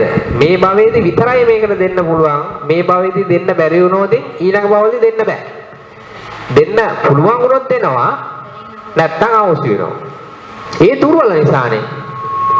එහෙම කිව්වම තේරෙන්න ඕනේ දැන්. මේ භවයේදී හැමතිස්සෙම මේක දෙනවාම කියලා කියන්න බෑ. හරිද? දෙන්න පරිසරය සකස් වෙන්න ඕන. ශක්තියක් නැහැ. ඊළඟ භවයෙන් එහාට යන්න බෑ. මේ භවයෙන් එහාට යන්න බෑ. ඒක නිසා තමයි ditta ධම්ම වේදනී කර්මය කියලා කියන්නේ. උනට අපි සාමාන්‍ය ව්‍යවහාරයේදී ditta ධම්ම වේදනී කර්මය කියලා කියන්නේ මහා ප්‍රබල කර්මයක් විදිහට තමයි ගන්නෙ. අන්න අභිධර්මයේ නොදැනුවත්කම. අපි මාධ්‍යවල එහෙම දකින්නෝනේ. ඒක තමයි ලොකුම කර්මයේ විදිහට ගන්නෙ. ඒක නෙමෙයි ඒක වැරදි. හරිද? දැන් අපි දුම හොරෙක් හොරකමක් කරලා අහු වෙනවා. අහු වෙලා හිරේ දාලා එයාට දුක් විඳින්න වෙනවා. ඒ මොකද්ද? ditta dhamma vedini කර්මය. ඒක තමයි ditta dhamma vedini කර්මය. එයා උසාවි ගිහිල්ලා හිරේ ගිහිල්ලා දඬුවම් විඳිනවා කියන්නේ ditta dhamma vedini කර්මය. ඒක තමයි ditta dhamma vedini කර්මය. හරිද? හරි නේද ඒක? පැහැදිලි නේ? ඒතර මේ ඔක්කොම මේ ඉතුරු ටිකම ඊළඟ මේ 7 වෙනි එක ඊළඟ භවයේ විතරයි දෙන්න පුළුවන්. හරිද? අපි කර්මයේ ඉස්සරහට කියලා දෙනවා මම දැනට නිකන් කියන්නේ ඉස්සර වෙනම තියෙනවා. මේ ටික භවයේ ඕනම තැනක දෙන්න පුළුවන් ප්‍රතිසන්දි විදියට. මේකෙන් ප්‍රතිසන්දි මේ දෙන්න බෑ. ප්‍රතිසන්දි දෙන්න බෑ. ප්‍රවෘත්ති විපාක විතරයි. හරිද? මේවයින් ඔක්කොගෙන් ප්‍රතිසන්දි විපාක දෙන්න පුළුවන්. ප්‍රවෘත්ති විපාකත් දෙන්න දෙකම දෙනවා. ප්‍රවෘත්ති විපාකත් දෙනවා, ප්‍රතිසන්දි විපාකත් දෙනවා. ඊළඟ මේ 7 වෙනි එකෙන් ප්‍රතිසන්දි විපාක දෙනවා. හැබැයි ඊළඟ භවයට විතරයි. ඊළඟ භවයට ඕනනම් දෙන්න පුළුවන්. කියන්නේ ඒක ප්‍රබල වෙලා ඉදිරිපත් වුණොත් දෙනවා. නැත්තම් ඒකත් අවශ්‍ය වෙනවා ප්‍රතිසන්දි විපාකය. හැබැයි ප්‍රවෘත්ති විපාකය දෙනවා ඉස්සරහට. හරිද? තේරුණා නේද? මේවා සංසාරේ මේ ටික ප්‍රබල වැඩි. මේක ප්‍රබල මේක අඩුවෙන් විලා වේග මෙහෙම ගිහිල්ලා පස්වෙනි එක දක්වා ප්‍රබල වෙනවා. ප්‍රබල වෙලා ආයෙත් දුර්වල වෙමින් යනවා. මේක මෙහෙම යන්නේ. මෙහෙම ගිහිල්ලා මෙහෙම යනවා. එහෙම තමයි යන්නේ. ඒ කියන්නේ මේ ප්‍රබල මේක පහ. මෙහෙම ගිහිල්ලා ප්‍රබල වෙමින් ගිහිල්ලා දුර්වල වෙනවා. එහෙමයි යන්නේ ඒක. ඒක නිසා මේක තමයි දුර්වල මේක ඊළඟට ප්‍රබල එක මේක මේවා ආයෙත් ඊළඟ මේක 2 3 4 5 ගිහිල්ලා මේක ආයෙත් අඩු වෙනවා. ඒක අපි ගැඹුරින් ඉස්සරහට මේ වෙනවා මම කියන්න ගියේ. ඒතර මෙන්න මේ හතේ තියෙන ඒවායින් 6ක් තමයි ප්‍රතිසන්දි විපාක දෙන්න පුළුවන්. මේ ඉතුරු එකක්වත් ප්‍රතිසන්දි විපාක දෙන්න බෑ. ඔක්කොම ප්‍රවෘත්ති විපාක දෙන්නේ. දැන් බලන්න මෙතෙන්ට මේ එක අරමුණයි ඇතුළුනේ. හරිද? එක චක්කු විඥානය ඇතුළුනේ.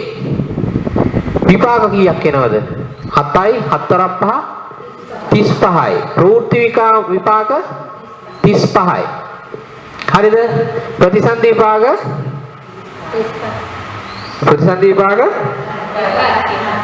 නෑ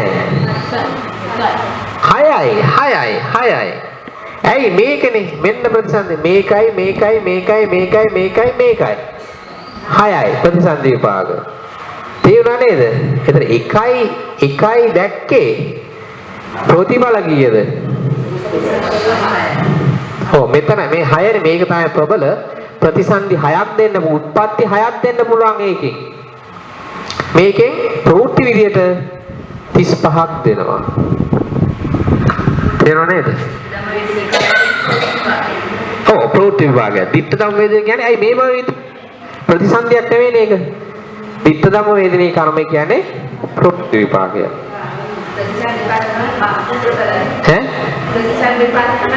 ප්‍රතිසන්දි විපාක තමයි ප්‍රබල. ප්‍රතිසන්දි විපාක දෙන නම් කර්මපතයක් ඇති වෙන කර්මපතේදී ඇති වෙන කර්මපතයක් කියන්නේ අර කර්මපතය සම්පූර්ණ වෙන්න ඕන. අන්න ඒ වගේ විපාකකින් තමයි ප්‍රතිසන්දි විපාකයක් දෙන්නේ.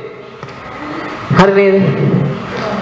ඒතර මේ 4 මේ පොතේ කියලා නෑ. මේකේ තියෙනවා.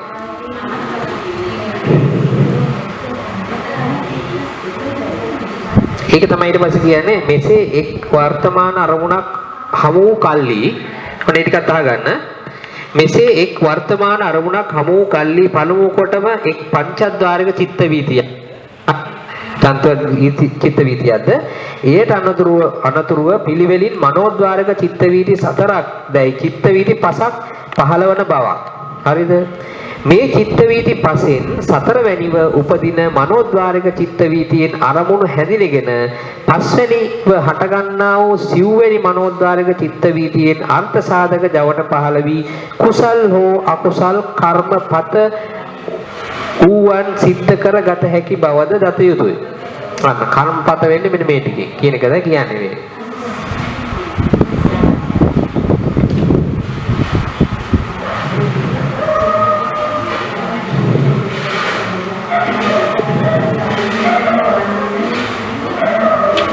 හරි නේද? ඒ ටික තමයි කියන්නේ.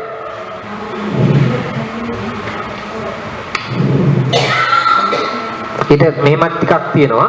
පස්වෙනිව හටගන්නා සතරවන මනෝද්වාරික චිත්ත වීතිය රූපාරම්මන අර්ථ ප්‍රඥප්තියින්ගෙන් එකක් අරමුණු කොටගෙන පහළ වේ. එහි උපදනා ජවන්සිත පැහැදීම්, ඇලීම්, කිපීම්, මුලාවීම් ආදී කෘත්‍යයන්ගෙන් එකක් සිද්ධ කරන්නේය. අර්ථ සාධක වන්නේ මේ පස්වෙනි චිත්ත වීතියේ ජවන් පමණය. අර්ථ සාධක කියලා කියන්නේ අර ප්‍රතිසන්දි ඇති කරනවා කියන ප්‍රබල කියනවා කියන එක කියන්නේ මේ ජවන් පමණය. අර මේකේ ජවන් ටික විතරයි කරන්නේ. පළමු වීති සිත් 4හි උපදනා ජවන් 28ම අර්ථ සාධක නොවන්නා වූ ප්‍රවෘත්ති විපාක මාත්‍රයක්ම ගෙන දෙන්නා වූ කර්ම වන්නා හුය. හරිද?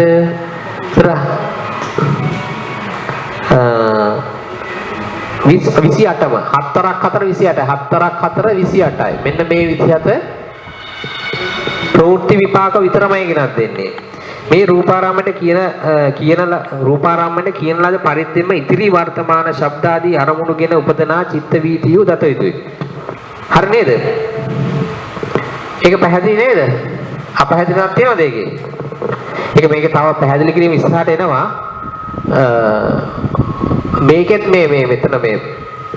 මෙතන මේක කතාව මේක කියලා නෑ. නමුත් ඒක මේකෙන් මේ පළවෙනි එක අපිට ඉස්සරහට පැහැදිලි වෙයි. විත්ත ධම්ම වේදනීය කර්මෙදී ප්‍රතිසන්දි දෙන්නේ නැහැ. ඒක මෙතන පැහැදිලි කරලා නැහැ.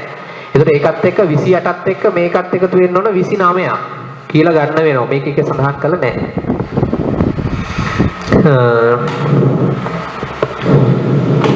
එතකොට අපිට තියෙන්නේ ඊළඟ විශේෂ කරුණක් කියලා මේකේ තියෙනවා. බොහෝ අභිධර්ම පොත්වල මරණාසන්න වීති හා අර්පණා වීති 4 වන පරිච්ඡේදයේම දක්වා තිබේ.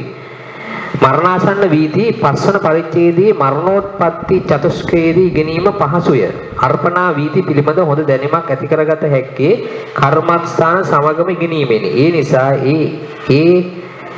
නිසා ඒ තැන්වලදීම මරණාසන්න වීති හා අර්පණා වීති දක්වන්නෙමු. ඉස්සරහට ඒ ටික දක්වනවා කියලා තියෙන්නේ. ඊළඟට මේක කියලා තියෙන්නේ පුද්ගල ભેදය තමයි අපිට ඊළඟ පාඩම තියෙන්නේ. මේක අර්ථනාරි තා පොඩ්ඩක් අපි කියමු මේ පොතේ තියෙනවා මේ සිහින ගැන ගොඩක් අය අහන නිසා මේ පොඩි කෑල්ලක් තියෙනවා. අපි ඒකත් පොඩ්ඩක් මේ පොතේ ලොකු පොතේ තියෙනවා නිද්‍රාව සහ ස්වප්න ගැන පොඩි කෑල්ලක් තියෙන එකත් පොඩ්ඩක් කියවමු.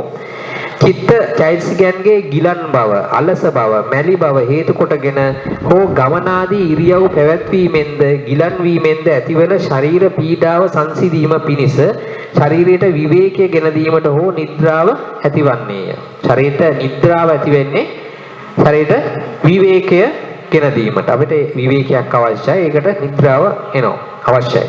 මෙසේ නිද්‍රාවට පැමිණෙන පුද්ගලයා හට මනෝද්වාරික චිත්ත වීතියක් ඉපිද ඉන්පසු භවාංග පතනය වී නින්දට පැමිණෙන්නේය. ඒතර නින්දට එන්නේ මනෝද්වාරික චිත්ත වීතියක් ඇතිලා භවාංග වෙලා නිද්‍රාවට පැමිණෙනවා.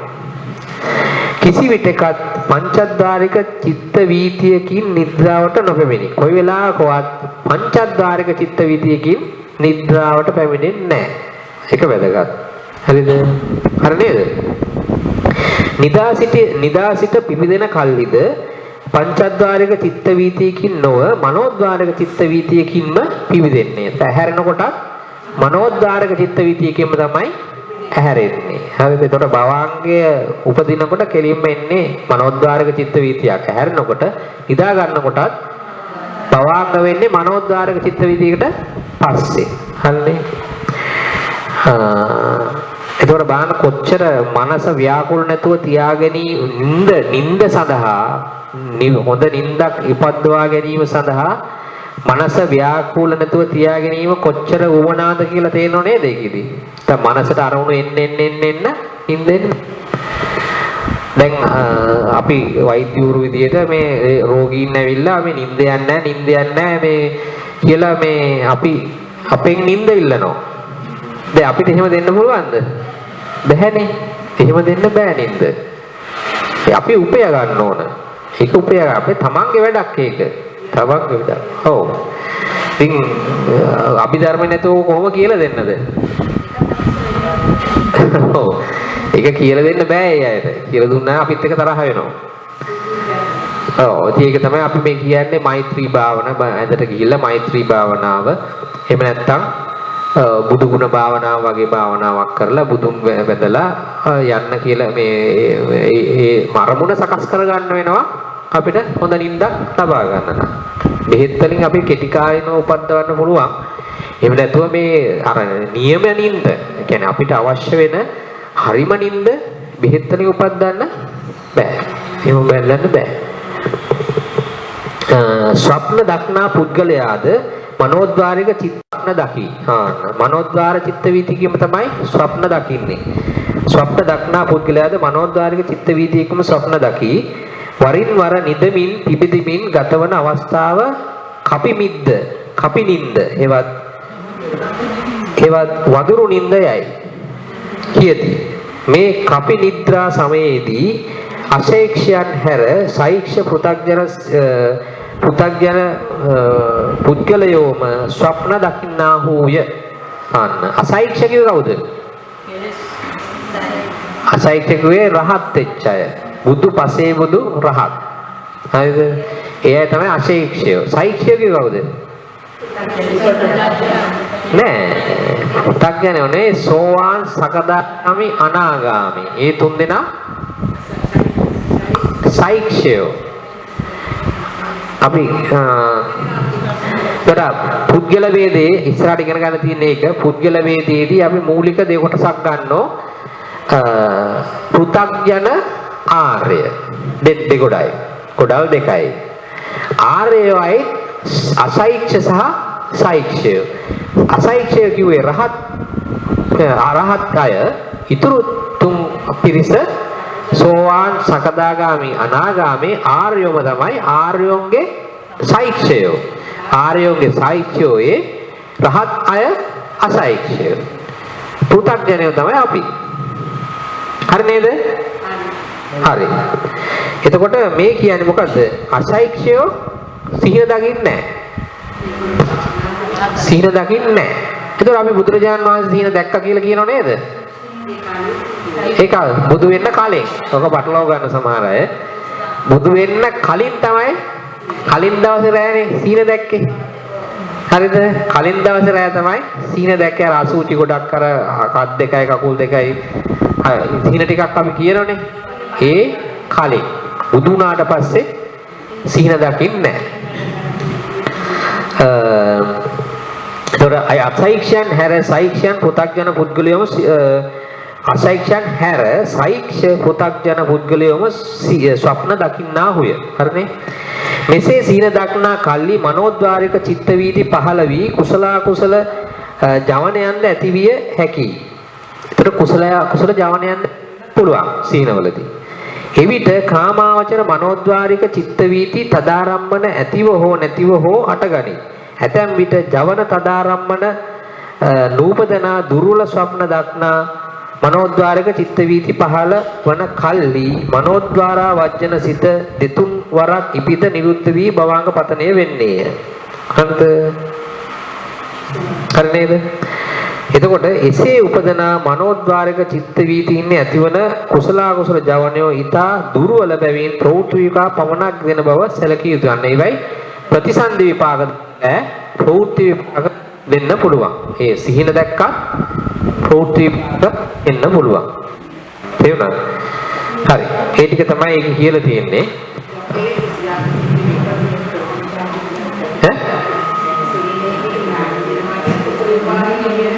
ඔව් සීනෙන් දන් දෙනවා කියන්නේ කුසල විපාකයක් එතන එනවා. ඔව්. ඔව්. ඒකනේ අපි දැන් ඔය බුදුන් වැඳලා එහෙම යනම නම් අපිට සිහිනයක් දැක්කත් හොඳ සීනයක් දැකීමේ ඉඩකඩ තියෙන කුසල විපාක ගන්න පුළුවන්. හරි. අපි එහෙනම් අවසන් කරමු. ඊළඟට අපිට තියෙන 144 පිටුව 12 වෙනි පාඩම.